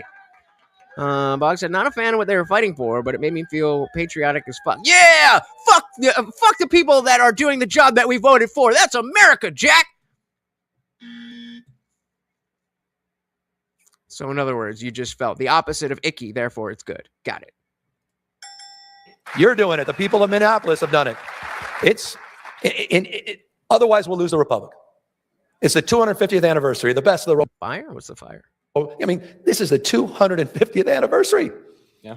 The Founding Fathers didn't live and die for this. Okay, what did they die for? What did they die for? Oh, you're just not going to say anything. Got it. Their historic project was about the best of the Roman Republic, best of Greek democracy, co-equal branches of government, popular sovereignty, the rule of law, not the rule of Don. And I hope it's dawning on everybody. What we're up against. I thought yeah. Yeah, I agree there, Box. of Don. The rule of Don. You mean the rule that we all democratically voted for? Why would it not be that? We all voted for that. That's how America works. Are you not in favor of our voting system, or what's the problem, Gavin? And I hope it's dawning on everybody. What we're up against. I thought it was really interesting. You may, I imagine 9 out of 10 of you saw Donald Trump flailing in a way that even by his own standards was unique last Friday after the Supreme Court, because it may have even dawned on him that despite his assertion as an imperial president, there may still be a heartbeat, at least with one branch of government. But the real story, I think, about going too far down this rabbit hole of that loss and his response to it wasn't a policy-making concern that he had around tariffs. It was a profit-making concern. How dare he? How dare a president want to make money for their country? He had around tariffs. Those tariffs are about his personal portfolio. How so? I mean, what's how one so, thing Gavin? every single- How so? Please elaborate. Oh, Harry, you're not going to ask for more information? You're just going to let him spew bullshit? Color me surprised. Shocked like Kaya. Personal portfolio. I mean, what's the one thing every single foreign trip with Donald Trump has in common? He sends his envoys. Now, Wickoff eventually gets there. He's part of it. But he sends the boys, sends the business partners to meet with the UAE first.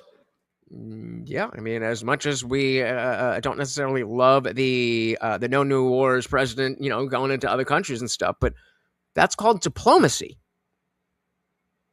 That's how we do not war. So if you want more war, then we're definitely on the same page that Trump is not good for more war. Apparently, he's not good enough for no war, which is what we were promised. But Tyler said Newsom is full of donkey crap. Indeed, and yeah, that is politics, and that's the frustration when a liberal is like, "See what you guy did."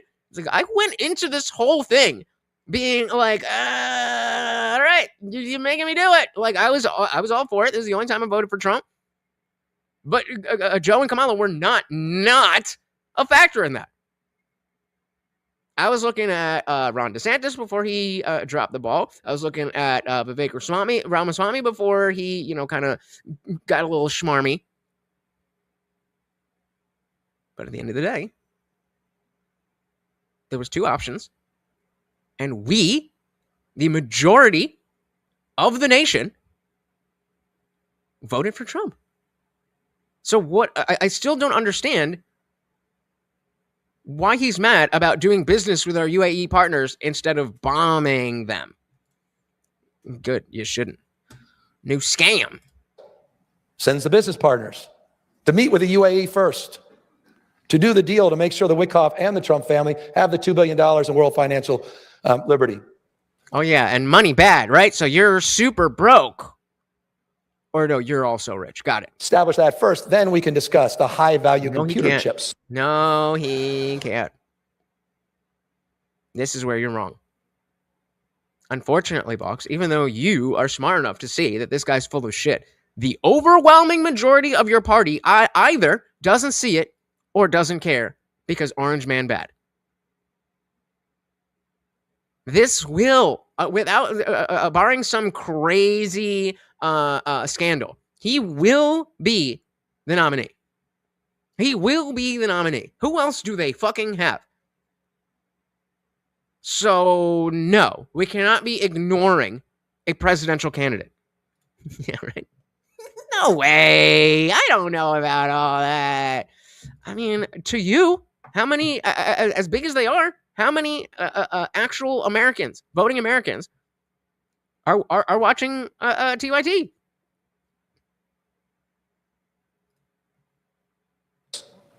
That we can approve in return. Your national security for their personal portfolio. Let's talk about what happened in Vietnam and the tariffs. They magically dropped 26%. But first, the government of Vietnam had to approve the $1.5 You give me the money. billion golf course and fast track the environmental work. All of these deals have a grift in common. Not about Yeah, we want to get them done and not just use it as a way to go through the bureaucracy and get this person paid and that person paid and the environmental costs and the environmental what do they fucking call them? You know, when they like, oh, well, we got to test the soil and we got to test the water and we got to test the water over here. We got to test the concrete. We got to test. I mean, come on. This is why nothing gets built in California. But that's a bad thing. That's a bad thing. We want a bloated bureaucracy where nothing could get done, right? That's what we want. all of these deals Fucking have a kill me. grift in common. Not about Projection. Missed it. I almost missed it.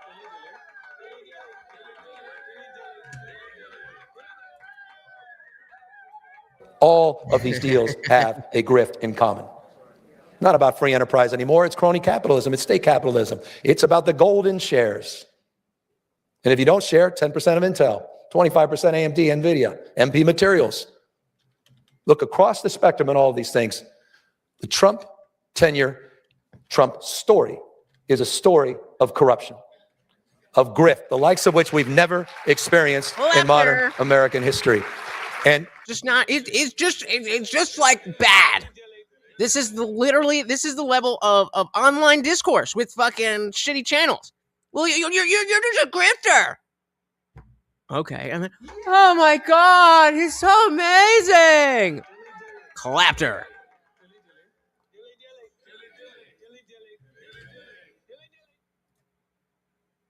I don't even know. we've never experienced in modern American history. And that's why we can't write op-eds anymore. I mean, you saw this on January 6th. You know, a broken man tried to break this country, tried to light democracy on fire. Democracy. Oh, but what about the summer of love? We're just going to conveniently ignore that, right? Right? Is for suckers. You know, Harry, you mentioned I've been on the road. I was down there literally 48 hours ago in Fulton County. They dialed up, not the version of Greg Abbott, but the original version to try to find 11,000, 12,000 seats. Now what he's doing, he's literally trying to take over. He will take over. They are convinced he's going to take over the election down there.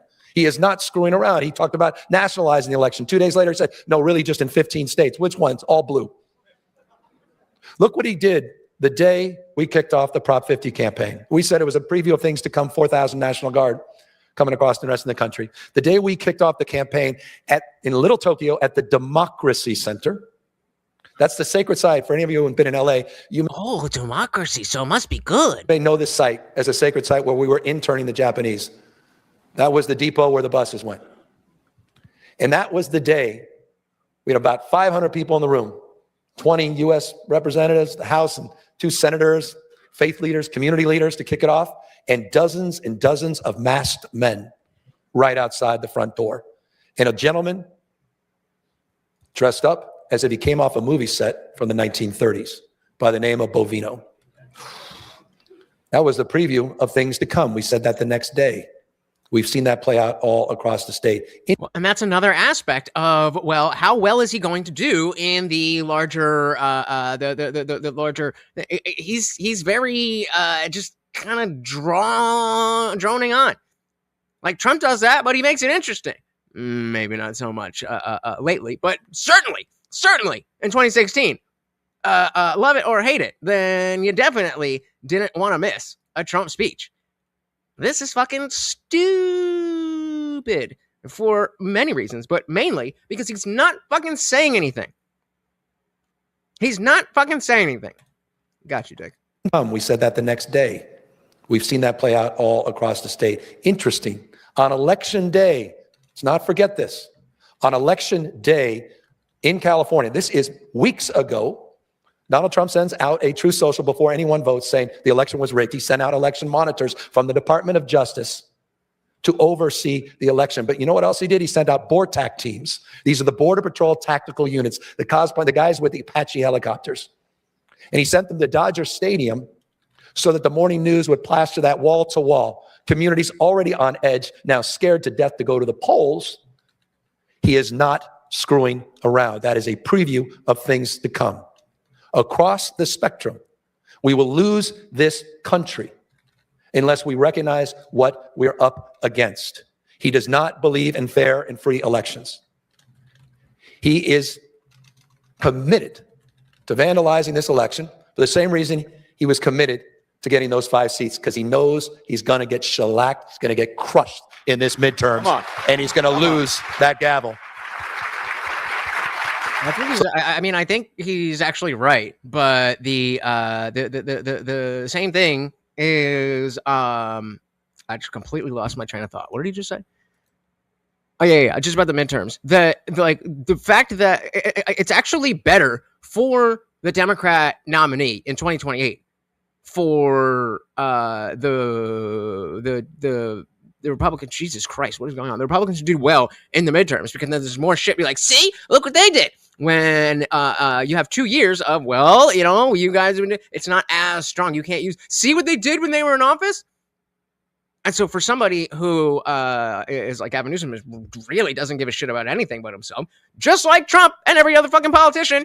But his thing is going to be, I want to put myself in the best position. So he's saying this just for the clapter.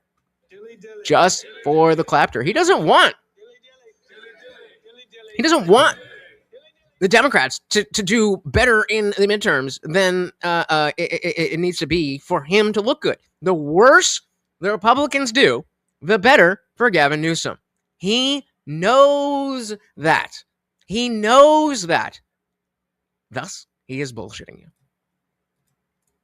He's going to get shellacked. He's going to get crushed in this midterms, and he's going to lose that gavel.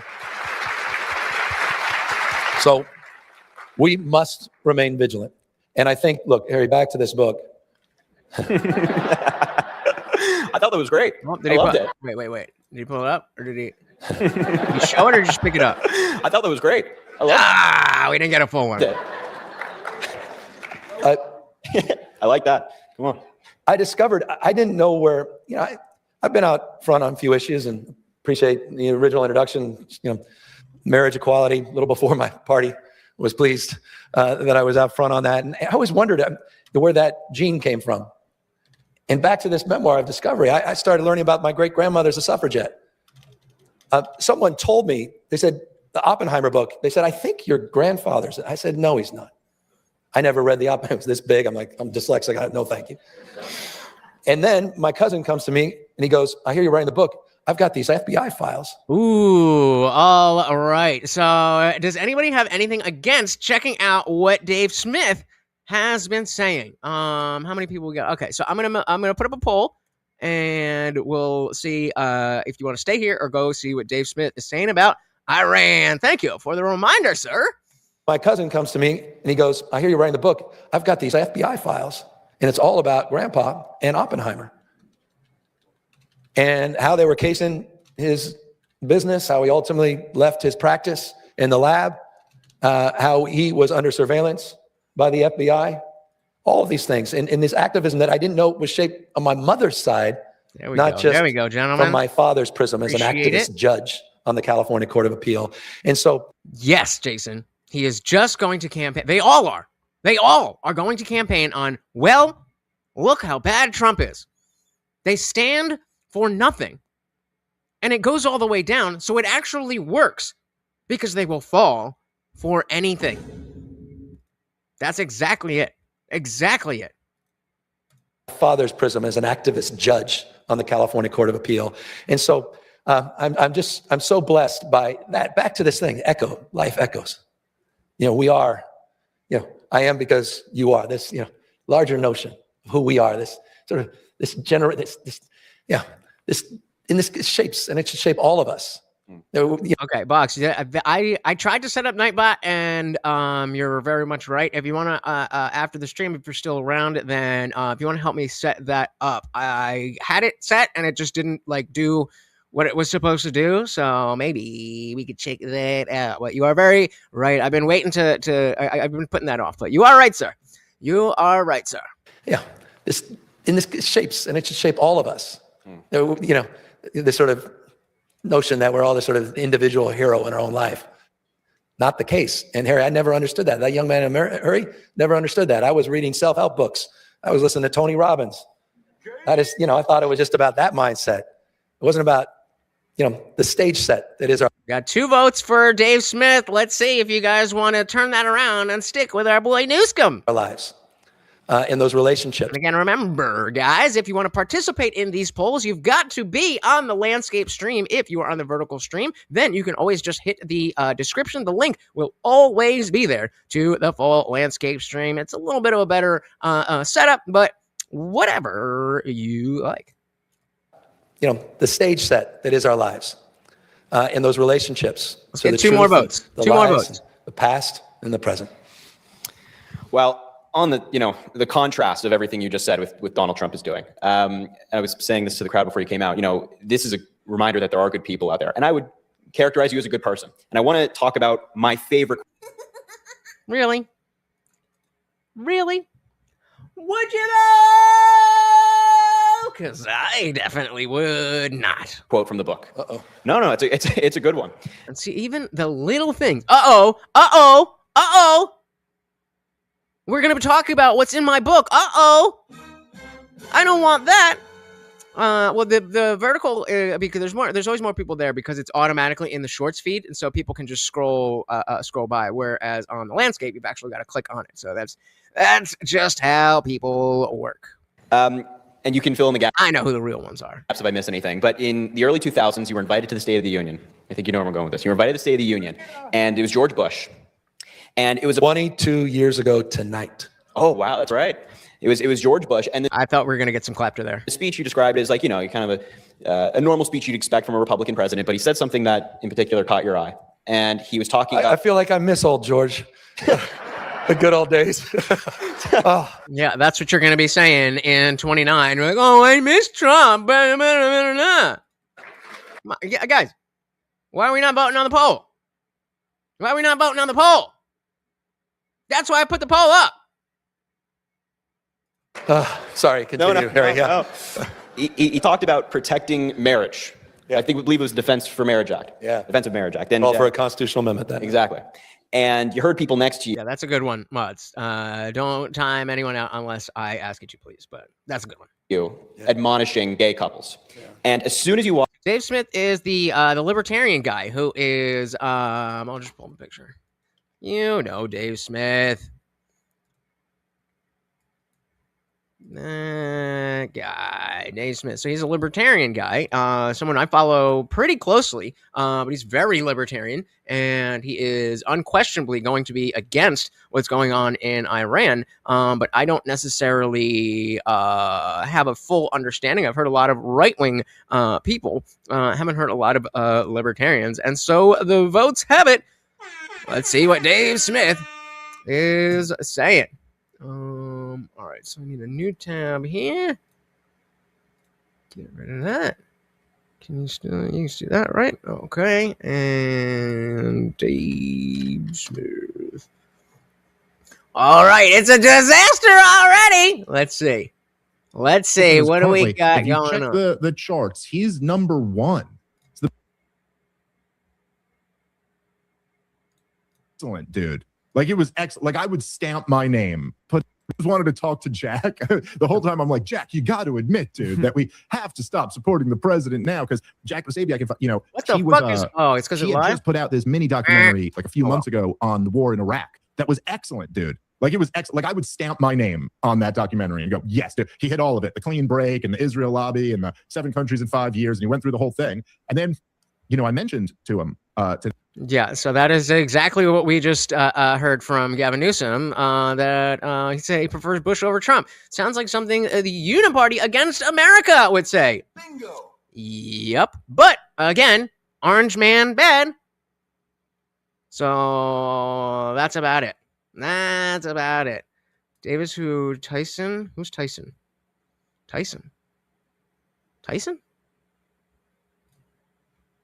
5 years, and he went through the whole thing. I don't think he is a fence sitter. I think he is very, very open about how he is anti-war. I don't think that's fence sitting. I think that's just having a different opinion. Now, I think there is an aspect of the libertarian mindset in general where it's like, well, both sides are bad, so anything that happens is bad, and that's it.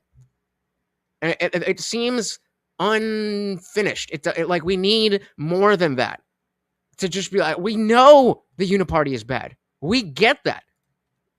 We get that the uniparty is bad, but we still have to operate within it.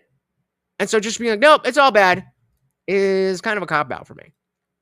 So, I mean, I guess in that way you could say that he's fence-sitting, but I don't really say it that way. But And then, I mentioned to him today, remember, because it's so how's the sound of the video? funny, because we'll get into it. There's a bunch, obviously, more developments and fallout from the war. But it was Dick Cheney. He had in the documentary, Dick Cheney's now infamous Meet the Press appearance, where they ask him at the beginning of the war, how long will the war in Iraq last? And he goes, it'll be weeks, not months.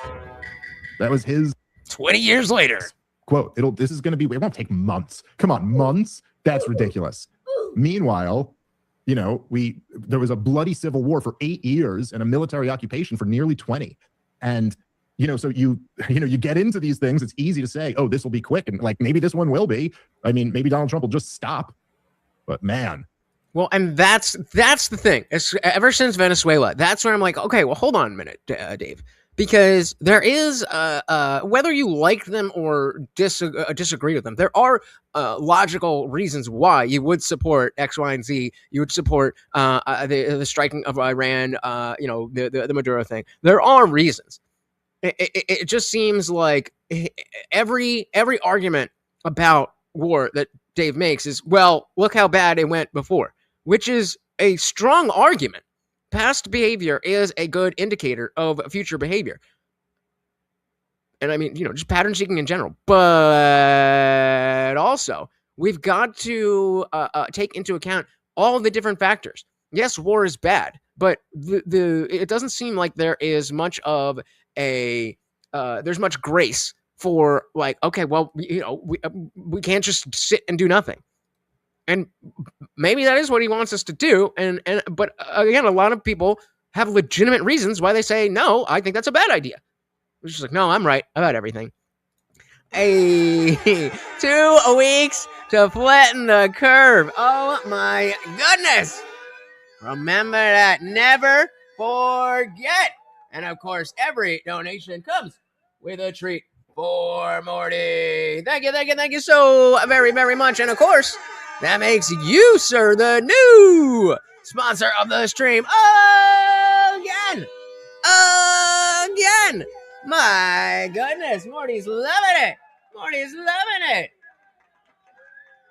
Bam, bam, bam. Thank you so very, very much. 5 weeks to be out of Iran. So the question is, based on what? When we said 2 weeks to slow the spread or to flatten the curve or whatever it is, when we said 5 weeks to be out of, or it's not going to take a month, it's going, what was that based on, and why was that wrong? I mean, obviously it was wrong because it didn't come true, but why was that something that rational adults were able to be like, okay, this makes sense. It shouldn't take that long, right? Why did that happen? And again, this is a failure on my part of not paying close enough attention to the politics at the time. But hey, I'm doing what I can. Oh, Box is going hard. The California High-Speed Rail 2025. And it, of course, is March 2026. Timelines, the best thing that governments have. Yep, they got it. Thank you so very, very much. And of course, that makes you the new sponsor of the stream. Remember, guys, it doesn't need to be big. Super chats, 99 cents counts. Thank you so very, very much, Box. Will be. I mean, maybe Donald Trump will just stop. But man, maybe. Seems unlikely. I wanted to, I'm curious just, Rob, like just what you're thinking about, 24 hours since our last podcast on this. But one of the things that I'm thinking about that I think I maybe didn't do as good a job as I should have in the last episode of really making this point. But I think the fact that, because now, by the way, this has been verified by a bunch more reporting, and this is real, that after the Ayatollah was killed, Donald Trump, through his Italian negotiators, their conduit there, they offered a ceasefire. Like Donald Trump tried to do the 12-day war thing and take another off ramp. But the Iranian. I'm retarded. I'm like, why am I not counting? I forgot about Equality's Rumble rant. Donald Trump tried to do the 12-day war thing and take another off ramp. But the Iranians said no. And they've been responding for 36 hours since then. And the thing that's so, like, I think that's a really important dynamic that has shifted. I tried to make this point on yesterday's show, but I think it bears repeating, or maybe trying to make it in a better way, that, you know, when I said Donald Trump had changed the incentives for the Iranians, it's like, well, look, for all of this time, and really, obviously, this was demonstrated in the 12-day war, Iran has not wanted it. They don't want to get destroyed, obviously, right? But now they've created a... So, but then what, if they don't want to be destroyed, were they not sending out missiles to places all around them? Specifically the UAE with American bases? Was that made up?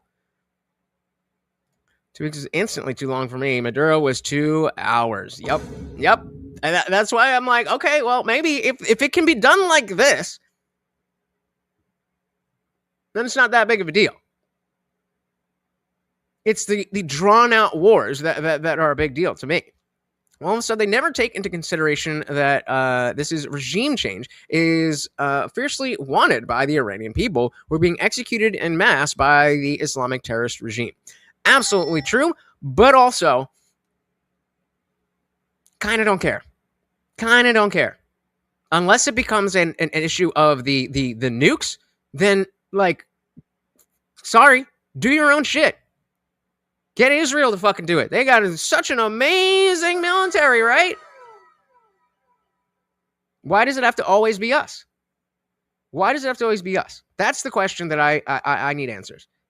And Rob Norm was talking about it. I reposted what he said. And essentially, he was basically, parroting not parroting my position. I will parrot his position. That, he's not some hippie pacifist. Oh, we can never use anything unless they're attacking us directly. There's military use for military action. But maybe we don't need it. All that shit costs money. We just found billions upon billions upon billions of dollars in fraud at home. Yeah, right? So I'm not mad at the Iranian people for being happy. I'm certainly not mad at them for being under authoritarian regime. I'm glad that they are happy, just like I was when the Venezuelan people were happy. But why is that our responsibility? That's what I don't get. Well, so whether anyone cares or not, it is a factor that everyone ignores and pretends it is a factor that doesn't exist. Okay. I mean, I can't speak for other people. I think that it is a secondary thing for a lot of people. But yeah, I think you're right there. So they're not even fake a pretense. 0% consent manufactured. I don't know if I like that more than them lying to me or not. It's tough. Don't think seems like Dave is being relatively charitable. That's not what I'm seeing. Let's see.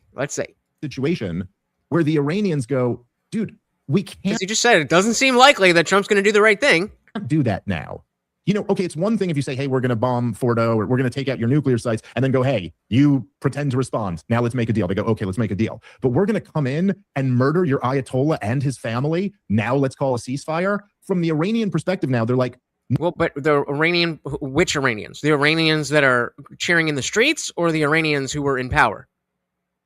No, then we know you're just going to keep fucking with us forever until you overthrow us. So now their self-preservation calculation is that we got to give you a black eye.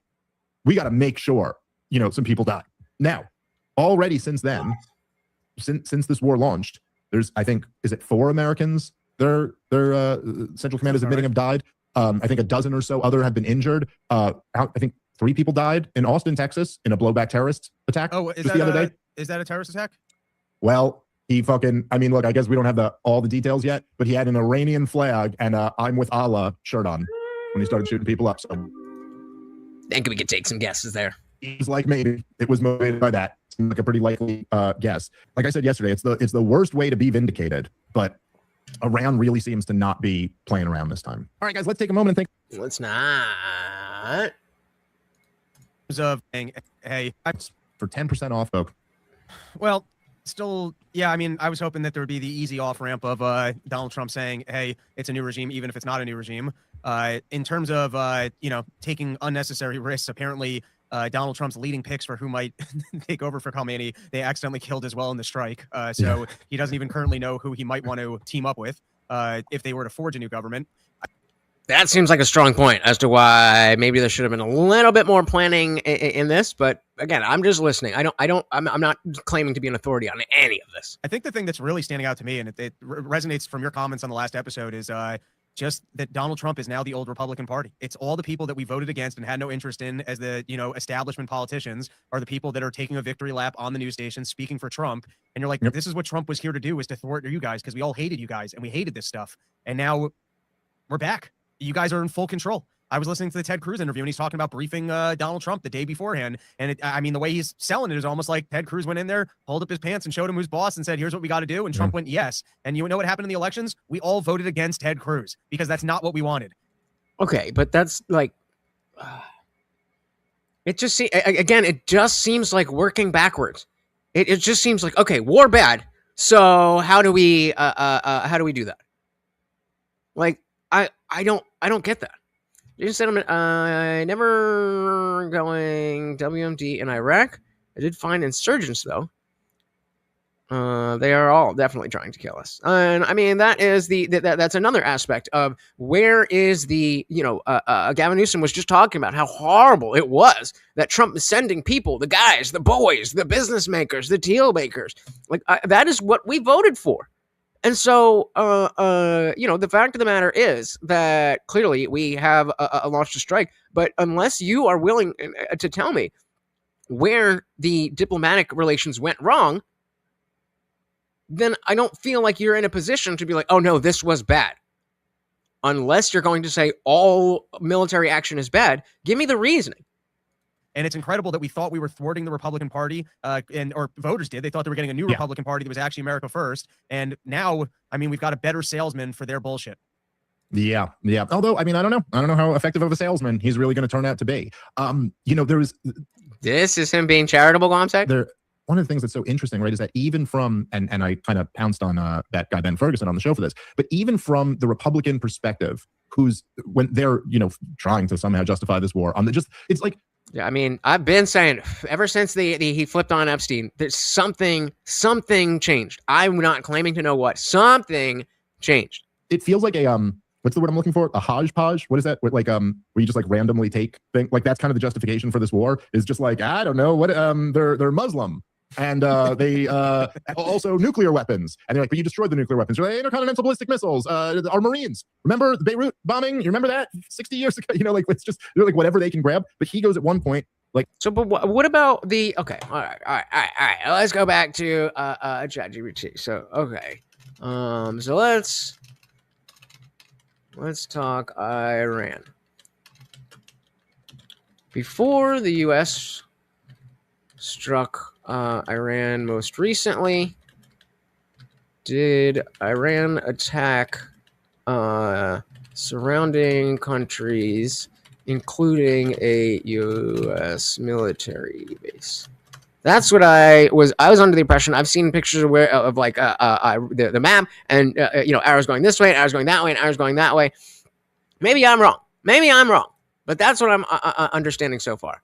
Here's what credible reporting shows about Iran's actions before the most recent U.S. strikes and whether Iran attacked surrounding countries or a U.S. military base. Yes, Iran did launch attacks on U.S. military installations in 2025, specifically June 2025. Okay, on the same time in 2025. So that's all stuff that should be answered or responded to by the 12-day war. So Iran has also launched missile and drone strikes at or over several Gulf states that host U.S. or allied forces, especially during periods of direct confrontation. Like Kuwait, Iranian drones struck U.S. facilities in March. So like, What I don't understand what Dave is getting at. As if there can't be multiple reasons why we have an enemy. They were building nukes and they attacked us. And also, there's other things too. How many reasons should we only use the military if there's only one reason to use the military? Like what? I don't understand the argument. I don't really understand what the issue is with. Well, there's a bunch of reasons why we should do this. That's why it's bad that we did it. What? Huh?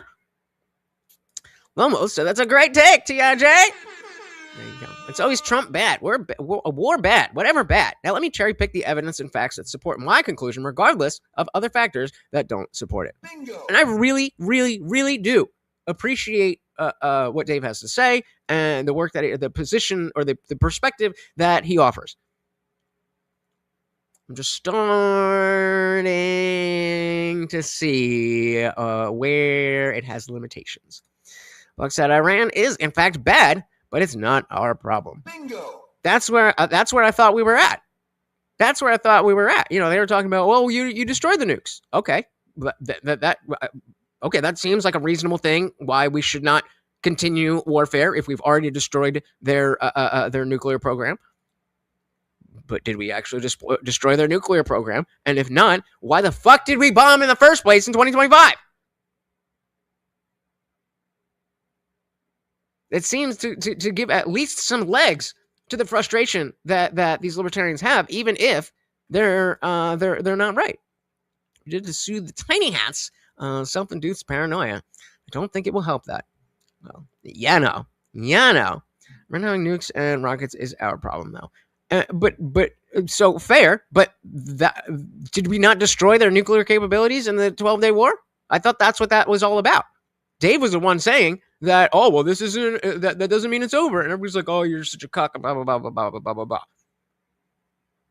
Was the 12-day war not specifically to attack the nuclear capabilities so that now they don't have them? I'm not saying they can never rebuild. But if it took them X long to get to 35%, then they're probably not at 60 right now. Again, I'm not trying to play sides. I'm just trying to understand what the fuck is actually happening. And what are the reasons? And are those reasons good reasons or not? Like after Pierce asked him a question, he goes, well, I mean, you got to admit, because I said Donald Trump just destroyed his presidency. And then he goes, well, you got to admit, if this goes bad, Dave's right. Dave's right. And he goes, yeah, if this goes bad. And it's like, oh, okay. So he goes, if this if it goes bad, the Democrats are going to win the midterms. And you're like, okay, so, but if you're admitting that if this goes bad, which. It's because maybe certainty is not really a thing that we get in politics, Dave. Seems like a good chance. Like it seems like it's already gone pretty bad, Rob. So if this goes bad, then the Democrats win the midterms and the Democrats win the presidency in 2028.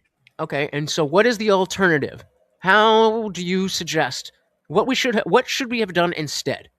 And so if you just think about like the average Republican, what they've been saying about the Democrats, you're like, so you're willing to risk our liberty to maybe bring liberty to the Iranian people? And no, whoa. Didn't we just talk about us being attacked and also the nukes? I personally have not. I explicitly stated that. I mean, as happy as I am for these people, like Bach said, where is it? Not my fucking problem. Not my fucking problem if the nuclear situation is what they said. Yeah, right. North Carolina has nukes. North Carolina has nukes. North Korea has nukes. Why are we not bombing them? Why don't we bomb them? You make the good point, sir. Now, obviously, they already have the functional nukes versus, making them. Oh, look at that! Look at that freeze frame. That's a good one. Dave Smith. To maybe bring liberty to the Iranian people. Again, as opposed to what? And no, not for the Iranian people, for the American people to stay alive. But, okay, what is the alternative then? And that is America first. How? Because it is making sure Americans don't get nuked. I know I'm really stupid with this stuff, Dave. But I mean, unless I am standing on the top of the mountain of Dunning-Kruger, then you're not making any fucking sense. am I on something here? Are we, or am I just missing a whole piece of this? People. And that is America first. How? Like, it's just, I almost like, I understand why Ben had to just interrupt me the whole time. Because what are you going to do? Fucking have that argument? What are you going to make the debate that Trump? You could say, no, it isn't about the Iranian people. It is about the American people and their ability to live. Now we can get into a debate about whether or not that actually does what it wants to do and does actually save Americans. But to act like there's, I don't see how. Come on, bro. Come on. You're better than this. Trying to liberate the Iranian people, which may, to your own admission, may not work at all. Is this? You know, the other point. Again, going back to the liberating the Iranian people. No, getting rid of the nukes. On yesterday's show that I don't think I did. I don't remember. Maybe I did. I don't think I made this. This Is point, the clarification? This is clearer when, than it was? When Donald Trump, so I knew this about, and I had made this point previously about the first Iraq war under George H.W. Bush, the Persian Gulf War in 91. Which is exactly the same as what's going on right now. But I had never made it about Panama. You know, after I never really knew that much about Panama. I probably knew, like, you know, I don't know, like the broad strokes of the thing. Like, I knew Noriega was the CIA's guy until he wasn't. And I knew he was, like, in bed with the drug cartels. I knew Nas liked to rap about him a lot. And I knew that we went in there and we took him out. But after Venezuela, everybody was like, all the hawks were bringing up Panama as the example. Look, this is another success. So I kind of like started reading a little bit more about it. And one of the really interesting things was that Panama was just like with the first, what the hawks were saying at the time was what Ben Shapiro is saying now about the, Venezuela, that it cured Iraq war. Okay, they were all saying this cured Vietnam syndrome. That's what they were saying. That, like, you know, ever since Vietnam, we have this real problem where Americans don't want to get into stupid, bloody wars. But look, we just showed them that it could be a stupid, not that bloody war. Okay. Is that not better than a stupid war that's more bloody? I'm not understanding. You keep presenting, well, that was bad, but this could be worse. And because I might be right that things could go bad, I genuinely am lost. I'm genuinely lost. We're gonna keep it rolling because I want to be able to steel man what's going on here, but I genuinely do not understand. Shout out to Bugs again. Thank you. So very, very much, sir. Trump, so great. He got rid of the nukes. What? Oh, stupid. Right over my head. Trump, so great. He got rid of the nukes twice. There we go. Jesus Christ. Sometimes, you know, I need more alcohol. Let's keep it going. Thank you, sir. But look, we just showed them that it could be a stupid, not that bloody war. So now, you know, whatever we want. And anyway. So whatever. No, not whatever. If the options are stupid, bloody war and not so stupid, not so bloody war, I'll take option B, please. There's been all types of reporting about, and you could also see that the Hawks have all been bragging about this, but there's been a lot of reporting that this is Donald Trump's, mindset. And I had this confirmed from people who are very close to him, that essentially he looks at the success of Venezuela, the success, whatever that means. Like, what did you actually do there? A surgical military strike without losing any U.S. lives or equipment. No? But he looks at the success of Venezuela and goes, and that's a big part of his mentality with this. Like, no, I'm really smart. This is what all the Hawks are saying. Yeah, that was with dumb leadership. This is with smart leadership. I'm very curious what you're thinking about what I'm saying, Lone Wolf. Because you expected me to come in and be like, oh, Dave's so right. I don't know if you did that. I'm just being, but I'm interested to see what you think about what I'm saying here. So you end up realizing that there's like a hidden cost, even when these military adventures are somewhat, what they would call successful, what we might call not catastrophic in their results. But there's a hidden cost to that too. And the cost is that. Okay, so what is the thing that there's no cost, Dave? Show me how we deal with these issues with no cost. This brings us all the way back to the idea of if you are going to say that this is bad, if you don't have an alternative, then you're just having a tantrum. No, I don't like that. I don't like it. Nobody really cares. That breeds all this hubris. And now they start going, oh yeah, we can do this. And this is literally, I remember. But we can do this. We just did do this. I agree that we don't want stupid, bloody wars. This, nor Venezuela, was a stupid, bloody war. And I get your point that it may not be over yet, but what is the alternative? I'm going to give him another minute to fucking make a point here, but we're coming up on the 2.5 hour mark, and I do want to show the other side of this in what Rob Noor said. Remember living through this. This is what happened after the first war in Iraq, is that everybody said, hey, this was so successful and easy. We didn't even lose any troops. We can do stuff. And then we were bogged down in that country for the next 30 years. So is it possible that we could go and address similar types of issues and not stay 20 years? Or is it just because we stayed in the Middle East too long for 20 years in human history, we can never do any military action again? Come on, man. Lone Wolf said Dave hasn't really presented facts for all his claims and presumptions. I'm with you on this. Can't steel man his position. He's jumping all over the place. We'll give him a little bit more time, but Box, I have a feeling that you're going to appreciate what Rob says. Yeah, we'll give him a minute and see if he lands the plane or offers some type of information. This is really hurtful to me. Because it's one of those things that you don't see it until you see it, and then when you see it, you're like, ah, fuck, it was there the whole time. It was there the whole fucking time. And now I can't unsee it. You know, it'd be exactly like, I'm specifically using this this analogy because I expect that most of you won't know it, and I want you to get on TikTok because it's amazing. But one of the not so amazing parts is obviously if there's sponsor content or an advertisement that has to be labeled. And you know, I'm a streamer. We've been here for over 2 hours and whatever. And so especially when like I'm doing stuff around the house, if I'm cooking, if I'm doing this or whatever, you know, a longer I'll put it on auto scroll, which is another thing you can't do on shorts. You can speed it up, which you can't do on shorts.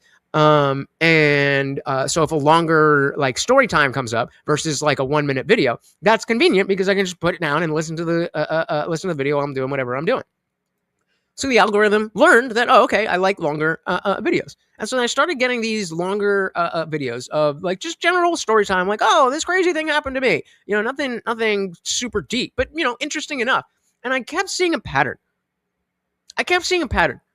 We're talking about full 10-minute stories. And there was like four or five before I was like, hold on a minute here. In every single story, at some point, something would come up about money. And they would say the line, and I had just made some extra money, or I just made some extra cash on the Pay Me app. Or no. Sorry, take this. I just made some extra money suing this company on the Pay Me app, so I, you know, paid for whatever he's talking about.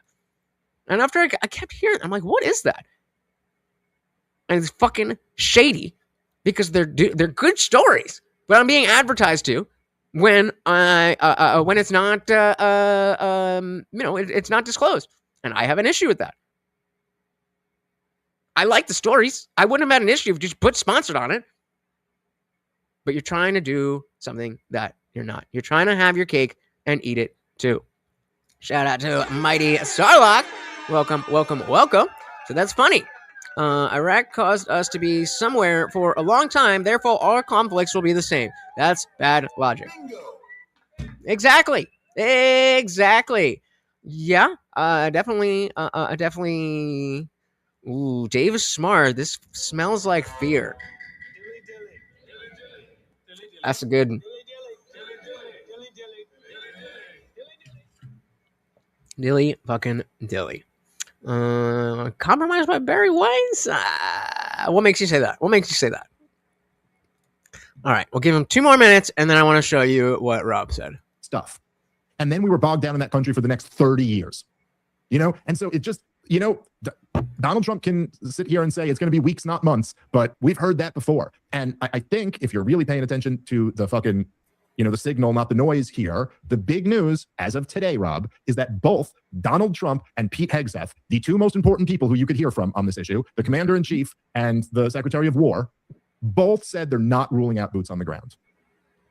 Well, yeah, and that's bad. Yeah, I don't want boots on the ground. But the issue seems to be that you assume that that's already. They're just saying they're not ruling it out, and I understand the government is the government, but you can't have an issue before there's an issue. You have to have an issue with the issue.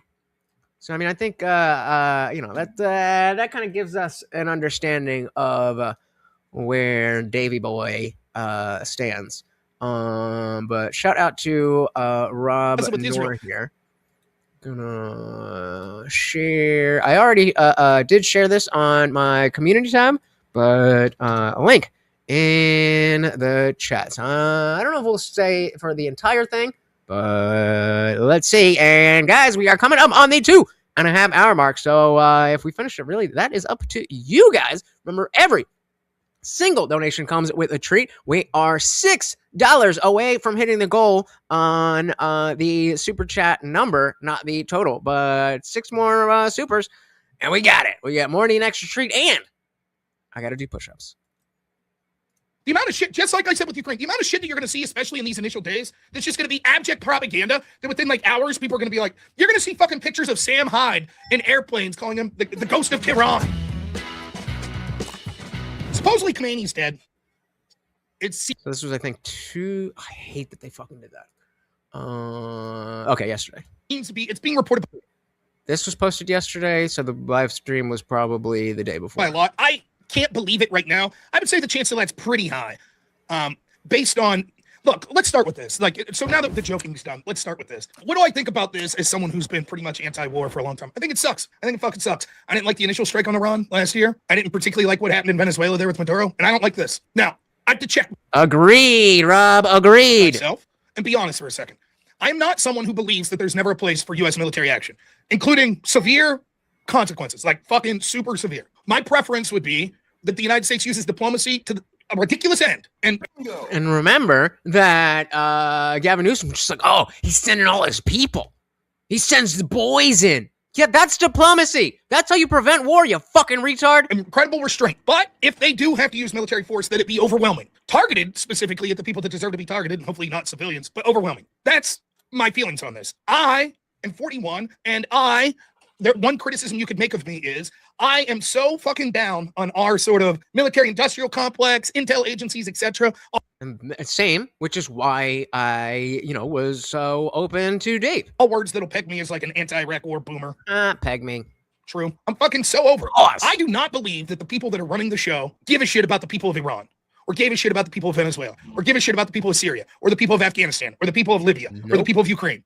Or the people of America. They do not give a fuck. Lindsey Graham doesn't give a shit about those people. The people running the CIA do not give a shit about those people on the ground. I think there is an argument to be made for United States interventionism, but I want the argument would have to come from a place of the people that are responsible for the interventions are competent and benevolent. My idea of what government should be, if we are going to have a government, which is inevitable in my opinion, I may disagree, but they should look out for the citizens of their own countries first and foremost. However, should not intentionally cause harm to other countries. So I don't want like U.S. empire just like, fuck it. Yeah, we take some of that. Why not? Has something, look at that. They got fucking bauxite mines there. Fuck it, we're taking them. That's not really what I'm about. But if another country's going to fuck with us and it's detrimental, could I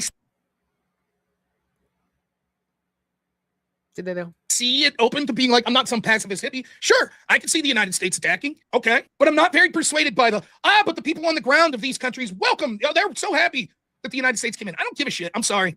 And I think of the people who are, let's say, not hating on the fact that this all went down, most people are probably like, okay, the fact that the Iranian people are happy is good, but that if that was the only thing, then I would not want to go bomb them. And here again, just like I said, Rob is saying, well, I don't really care about that. And I don't, again, if you pin him down, I don't think he would say, no, I don't give a shit about the Iranians. He's just saying, this isn't what I care most about. Shout out to Marilyn. Got herself. Welcome to the party. We were talking about Gavin Newsom, scumbag, and now we are talking about Iran. Welcome. They're so happy that the United States came in. I don't give a shit. I'm sorry. I do to an extent, but not much, not comparatively. I mean, I'm sure people on the ground in dozens of countries would be happy if the United States went in and imposed their leaders. That doesn't mean that's what I want to happen. So that's my gut feeling going into something like this.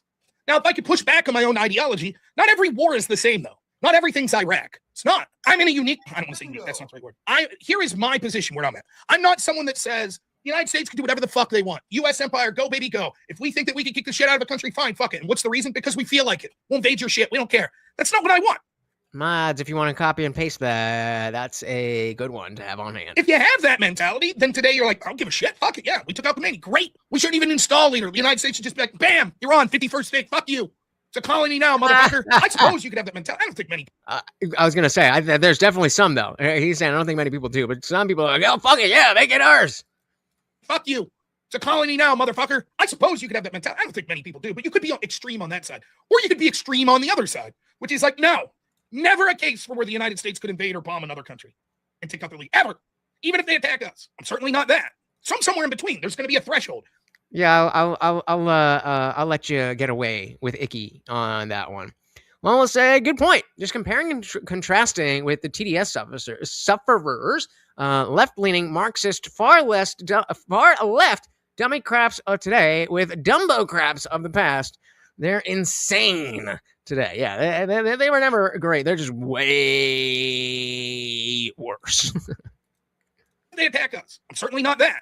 So I'm somewhere in between. There's going to be a threshold. And the problem is, if you're not completely extreme on one side or the other, well, then you're going to have a real difficult time of articulating exactly where is the threshold that says this is when I think this action can be acceptable or that I'm going to root for it. But we all agree with that. Most of you would agree with that, right?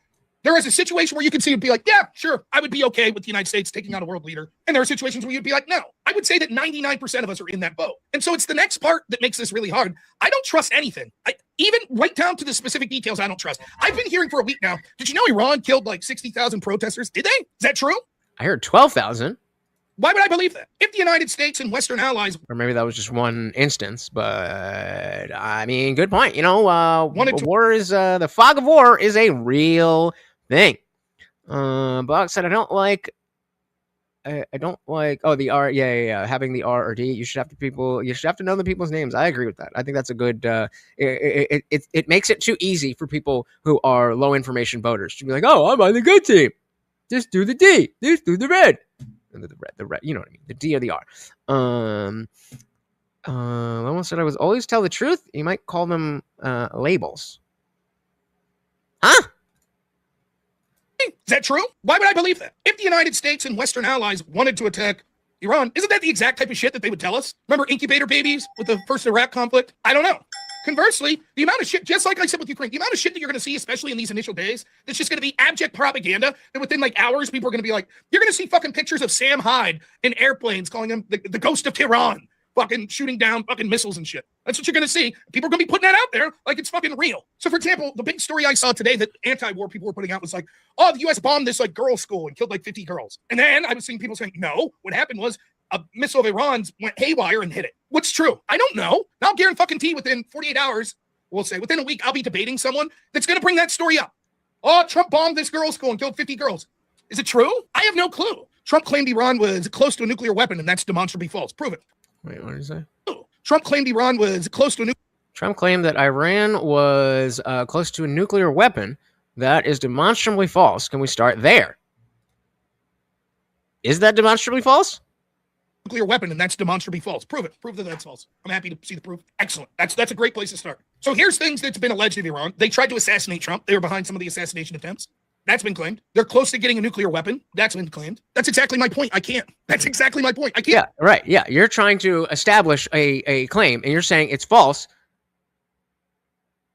Just saying, well, you can't prove it's true doesn't mean it's false. That's not how logic works. XBTWXTX. What are you, fucking on AIM in 2005? Prove that it's true or not. You said it's demonstrably false. Okay, you're making the claim. Trump makes the claim they're real close to a nuclear weapon. I don't know that. I don't see the proof of that. You make the claim that's demonstrably false. Okay, prove it. Demonstrate that it's false. I don't have proof either way. That's my point. And I'm not even being some asshole. It's like, how can we ever really know anything? Maybe we're all in the Matrix, like that lady I was talking to the other night. I mean, you don't know if you're a brain in a vat, dude. What I'm doing, I'm saying, like, I just don't fucking know. Did Iran, were they behind trying to assassinate Trump? Maybe. Maybe not. So let's take those two claims. right? Let's just ask this hypothetically. If Iran was like a year away or months away from getting a nuclear weapon, would you be okay with this? I don't know. What do you all think? It's a difficult question. If you could see in a crystal, So in general, I would need to know what that. So specifically, I don't know. What do you all think? Hypothetically, if Iran was a year, so let's say months. If Iran was months away from a nuclear weapon, I do think that would be of interest. I don't think that that automatically triggers, yep, we got to bomb them. Where I think a lot of other people would be say that's the first step. And I'm with Rob saying that should be the last step. Looking yep, pretty much. Months away from getting a nuclear weapon, would you be okay? I was mainly concerned about because I have expunged arrests and my medications. I wasn't sure how that would affect things, but we'll see. I'm just gonna wait till I'm out of this fucking state. Once he's gone, I'm changes are gonna be made. Changes are gonna be made.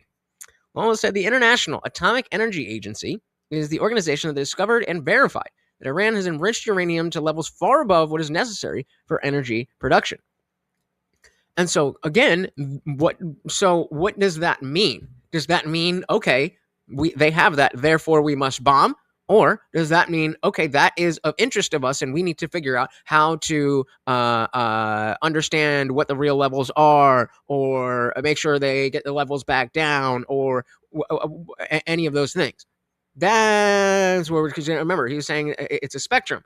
And so I'm trying to, as someone who is not super well read on the details of what's going on in Iran and the surrounding areas, I'm trying to get a beat on what actually do we know so that I can base my opinion off of something that we know and not just what I want to happen or what I think could be or any of those things. Being agnostic is a good thing. But I don't know. What do you all think? It's a difficult question. If you could see in a crystal ball and know the truth, like, yep, they're building a nuke. They're like a year out. Would you have been okay in that world? I don't know. I think probably I would say, fuck. Marxist! You fucking Marxist! Probably begrudgingly, yeah, okay. What if they literally were putting assassination teams out to take out Trump? If that was true, if you could see in a crystal ball and that was true, would you support bombing to take out the regime? If they're trying to kill our president? I probably would. What if it's that they're just generally doing state-sponsored terrorism? They have sleeper cells in the United States and around the West. Well, Western world to carry out like fucked up attacks, like driving vehicles into parades and shit like that. It would depend on how much we expect that to be addressed by bombing. If we have people here in America doing X, Y, and Z, then is bombing Iran going to get those people in America to stop doing what they're doing? Or are we just spending money and killing people and also have more terrorists? Well, so the only reason I know that is Dumbo Craps were saying they're just trying to make energy. You don't want them to have any energy. I wasn't answering this dude's rant. He's going 100 miles an hour. Yeah, Ramba. He lets it rip. Like I said, Iran is suited for solar energy. They want nuclear energy. We can make new nuclear energy in America with so much litigation, it can't be done, but Iran can do it safely. And so that's the other side of it well said. That's the other side of it. How do we determine when that is an issue? And when we determine that it is an issue, what do we do about that issue? I don't know. That's more difficult. Maybe. I guess it would depend on the particulars. How about if they did kill 60,000 protesters? Would that be reason enough? I don't know. Nope. Maybe. I'm not sure. Not for me. Nope. Was it reason enough? How about this? Let's get down to even more minimal. Would it be worth it to go in just because they're brutally oppressive? Even if they didn't kill 60,000 people, they're brutally oppressive to their country. Would that be reason enough to go in? Nope. I mean, to a certain extent, it would have to be such a grave, like such an egregious human rights violation that I don't even know what that would look like. I don't think so. The point I'm trying to make is whether or not I find this conflict acceptable would be behooved on what the actual facts are. And I'm not going to know what the facts are. If I could see that they were Dave Smith knows. Dave Smith knows this is all bad. Really trying to get a nuclear weapon and we're advancing towards those capabilities, then I'd probably say, fuck. If we tried to negotiate with them, we're like, look, stop that, stop it. And they kept doing, I'd probably say, okay, then I'm fine with strikes that are specifically targeted to try to take out the leadership of Iran. If I could see that they were actually behind attempted assassinations of Trump or other U.S. political figures, That I'd be like, fuck him up. Fuck him up. That's my president. even figures I don't like Biden or Hillary, then yeah, probably I would say, yep, I'm okay taking out their leadership. But Now that raises an interesting question.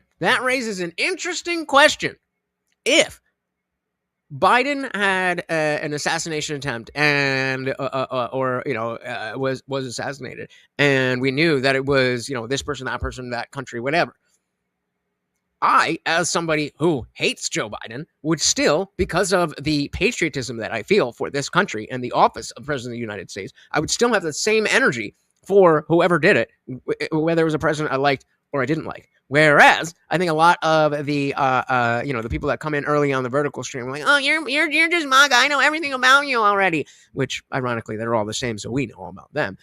They don't understand that there's nuance. then yeah, probably I would say, yep, I'm okay taking out their leadership. But my gut feeling is I don't like this. Actually, I don't even have to guess. They literally are calling for Trump's death all the time. Trump campaigned on being someone that was like, peace. I'm going to solve wars, not create them. And one of the things that was good about Trump's first term that I liked was he didn't have any new wars. And now that's clearly not the case. And you might say, yeah, but he had to. He tried his best. He tried the Did he? Maybe. Did he?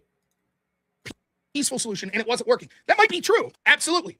However, I'm allowed to call a spade too, and say, okay, that's a failure of diplomacy then. He may have spoke about Iran. So did he say, I promise to go to war with Iran, infected mushroom? Can you show me that clip? I'm happy to see it. Trump campaign saying, I promise to go to war with Iran. Happy to see it. I'll eat crow right now. I missed it. I would have criticized that while he was running. I didn't see him say, one of my campaign promises, I promise to bomb Iran and have regime change. All right, infected mushroom's going to find it. I thought what he said was, Put a one in the chat if you think infected mushroom is going to find it. we're going to stop wars. We're going to negotiate. There are places like Iran where they're doing bad shit. We're going to make sure they don't get a bomb. I don't remember him saying, I promise to bomb. Oh, no. Oh, no. Oh, no. The Supreme Court is, well, actually, no. They've been very left-leaning for such a Republican bench. So that's probably going to be good. I'm hopeful. I'm hopeful. Or is it just that the Supreme Court is always going to hand down rulings in the opposite direction than I want? Same with Roe v. Wade. I think we should have had we should have kept Roe v. Wade until we had a way to make sure that half the country wasn't going to be like, you get an abortion, you get an abortion, and you get an abortion. But that's just me. I don't remember that. And that seems to go with his theme, like when he said Ukraine Not having it, might. would have never been invaded by Russia.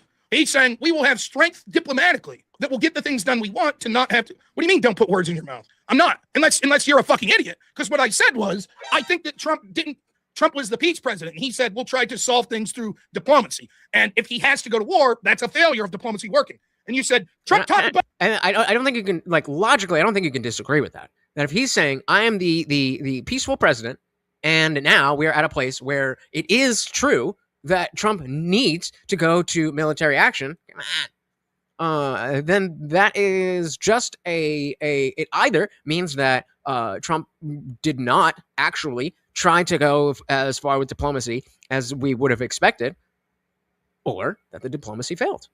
And that doesn't mean that doesn't even mean that it's a failure of Trump. I'm not saying it's not a failure of Trump.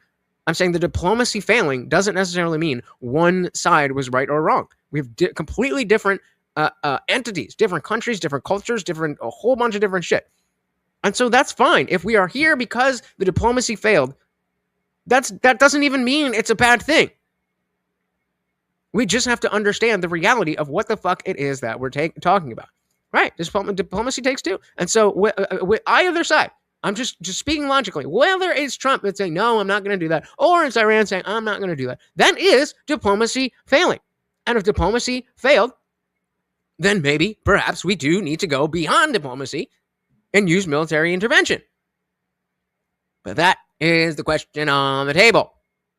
Iran in 2024. Sure, he talked about Iran. He's also talked about the United Kingdom. So if Trump invades the UK tomorrow, can I say, well, hey, He talked about the United Kingdom. Sure, he said he won't kick nukes. Exactly. Let me break it down slowly for you people again, okay? Trump said he would be able to use diplomacy to achieve these goals. He bragged about being a president of peace. And so if he has to use the military to achieve these goals, that means the diplomatic efforts failed. Got it? Can we clear that up? I'm not saying Trump promised he would never bomb Iran. Trump promised he would never bomb Russia. I'm not saying that. I'm saying the spirit of what Trump was saying was like, I'm the peace president, peace through strength. And Russia wouldn't have invaded Ukraine because we're fucking badasses. And they knew if they crossed that line, shit would come to a head. So they won't cross the line. That's who I voted for. That's who I voted for. And that's what he's implying about places like Iran as well. We won't have to. They're not going to do that shit because they know we don't fuck around. Like when we took out Khomeini. Here we go. Here's my audience today. So you're saying, there it is. That's the audience today. Because so what you're saying is, exactly. If Trump says no or the other says no, then no diplomacy. The problem with Russia is that diplomacy takes three: Russia, Ukraine, and America. Yeah, and I just want to. I'm not saying you're not understanding. Just to tie a bow on that. A failure of diplomacy is not inherently a bad thing. In terms of looking in hindsight at attacking another country. Just because diplomacy failed doesn't mean it also is bad that we reacted with the military. But also, the question on the table is, did diplomacy need to fail? Were we unable to meet diplomatic terms? That is the question. Diplomacy failed. We should go home. Stupid. Yeah, this person saying to Rob, so because diplomacy failed, we should just go home? Clearly diplomacy failed, and let's say it's Trump's fault. Now what? Then we fucking bomb them! But you're begging the question. I understand people are passionate about it. Me too, I guess. No, I'm not saying if diplomacy fails, then we should not try anything else. That's not my argument. I'm saying that at first, it's okay to say that this was sort of a failure of things that we were being hopeful of Trump. We hoped that these sort of things would be able to be solved without military intervention. Anybody disagree with what Rob just said? Anybody disagree? One of the things that people like me were proud to vote for Trump for all three times was it seemed he was less inclined to intentionally start regime change wars. Much of that, I believe, was because of his unpredictable diplomatic strategy, which oftentimes led to him being seen as intimidating and the United States being intimidated, which meant that we never had. In a diplomatic manner, meaning that we don't need to use war powers. Believed was being seen as intimidating and the United States being intimidated, which meant that we never had to actually use that military force. And so even if in a world where I could see the intelligence he's looking at and saying, yes, unfortunately, this intelligence does justify us attacking right now, as an American, I could step back and say, it's regrettable. I wish that Trump's diplomatic efforts would have been something that solved it. Does that help clear it up? You got it? Everybody got it there? That's what I'm trying to say. Now, it may be that the intelligence is bullshit. It may be, let's go with the hypotheticals. Maybe this is all fucking bullshit. Maybe this is just fucking Israel. Maybe it's just them. Maybe they're feeding Trump bullshit intelligence. Maybe Iran's not even working on a nuclear weapon. They had nothing to do Maybe with sponsoring terrorism. In fact, maybe they've been pulling back. Maybe they're slightly intimidated by what they see with what happened in Gaza with Israel and what they see with Trump's foreign policy. And so they're like, whoa, and they're pulling back. And Israel's like, that's all right. Go forward. Fuck them up. Now's the chance. They're on the retreat. And it's all fucking bullshit. And it's all just bullshit regime change war. Maybe it's other corporate interests. Bullshit. Maybe it's fucking Halliburton. Maybe it's BlackRock. Maybe it's Lindsey Graham. And they're feeding all this lies to Trump and he's buying it. And it's not being done on behalf of the Iranian people or being done on behalf of the American people, but it's on military industrial complex, Israeli interest, European interest, whatever. Maybe that's why it's being done. Fuck that. If that's why it's being done. Fuck it. If the intelligence is all a lie and that's why they're doing, fuck these people. Maybe they. What do you mean with this? Fox said, I wish I had a unicorn. I wish a unicorn would pee golden bricks for me. Shit in one hand, wish on the other. What? I have not heard this before. Planted all these stories about fucking protesters being killed and shit. It's all just more bullshit to justify another interventionist war. Yeah, that fucking sucks. Yep, totally against it. Fuck Trump, that stupid motherfucker, for lying us into another war, if that's the case. Got it? I know it's hard. I know it's hard for the audience. I know everyone wants to be like, no, Rob, what you have to do is you have to come on and say, I know all the facts, and this is why this is what he did is 100% good or 100% bad. And I wish I could do that, but I'm just a dumb redneck. That's it. So what I'm trying to do is say the people asking for that. Maybe not all of them, but that is the wokeness of the woke right. I'm not going to say anybody who is saying it must be good, it must be God, must be good, must be bad. I'm not saying that automatically makes you woke right. But if you're on the right and you're trying to nail down, nope, you got to say it's this or that. That's kind of woke. At the stage. and saying, here's how I'm thinking of this. I say, first off, can I envision a world where these sorts of strikes would be legitimate? Yep. Can I envision a world where they would be illegitimate? Yes. Okay, now what are the facts that I know? It's very difficult. Okay, so then let's look at a recent history of the people that are involved with this story. Let's look at our intelligence and what it said about Libya and what it said about Afghanistan and what it said about Syria and what it said about Iraq and what it said about Ukraine. See what I'm trying to do? I'm trying to come up to what is the most likely scenario of what's going on here. But as I go through, part of it's because I'm an idiot and I respond to everyone in the audience. As I go through, I said, shit, me too, Rob. Me too. Well, said I can only speculate the reason and use evidence to back it up. But if you boil it down, I'm still guessing. An educated guess, but a guess at the end of the day. I think we hit Iran because of China. Very possible. What? Say more on that. What is the effect of us bombing Iran because of China? What does that do? The people that are pissed on both sides. No, get to the punchline, Rob. Get to the punchline. It's either a horrible war crime, terrible thing that should result in Trump being impeached because he sold everyone out for Israel, or it's the most base thing ever. Fuck Khomeini. He was a monster that was going to try to kill us all. Fuck him. We're happy he's gone. What I'm trying to do is, I'm trying to think through it myself. Shout out to Rob Noor. If you are not following him, please go and do that. Yeah, there we go. Based Rob. Thank you so very, very much for hanging out, guys. Oh my goodness. Let's give a big shout out to the donations. We had Jason starting us off. We had Behave. And then our sponsor, Boxy Boy, with 1, 2, 3, 4 different super chats. Thank you. So very, very much, sir. It is very much appreciated. I really do appreciate you guys hanging out. I know I say it every time, but I know that you guys could be doing anything else in the world, and yet here you are hanging out, having a good time. And some of you even opening up your wallets for the show. It is not cheap. It is not free. And Morty's Bet is even more expensive. So I do appreciate it. And, this is, I can't promise that I'm going to be, getting too much deeper on this. If you're new here, this is not a news channel. This is a conversation channel about politics. And so, we take the things that are going on, but we take the step back and look at the conversations. So I'm in the same way that Rob typically would be able to, give, well, this is what's happening because that happened. And I'm not even claiming to be that guy. I'm claiming to be like, look, other people smarter than me, more well-read than me are having this conversation. Let's break down how they are articulating their points and whether or not we should listen to them, whether it makes sense, whether we can see the bullshit like we did with Gavin Newsom in the beginning, or whether we can see a justification of a lack of answer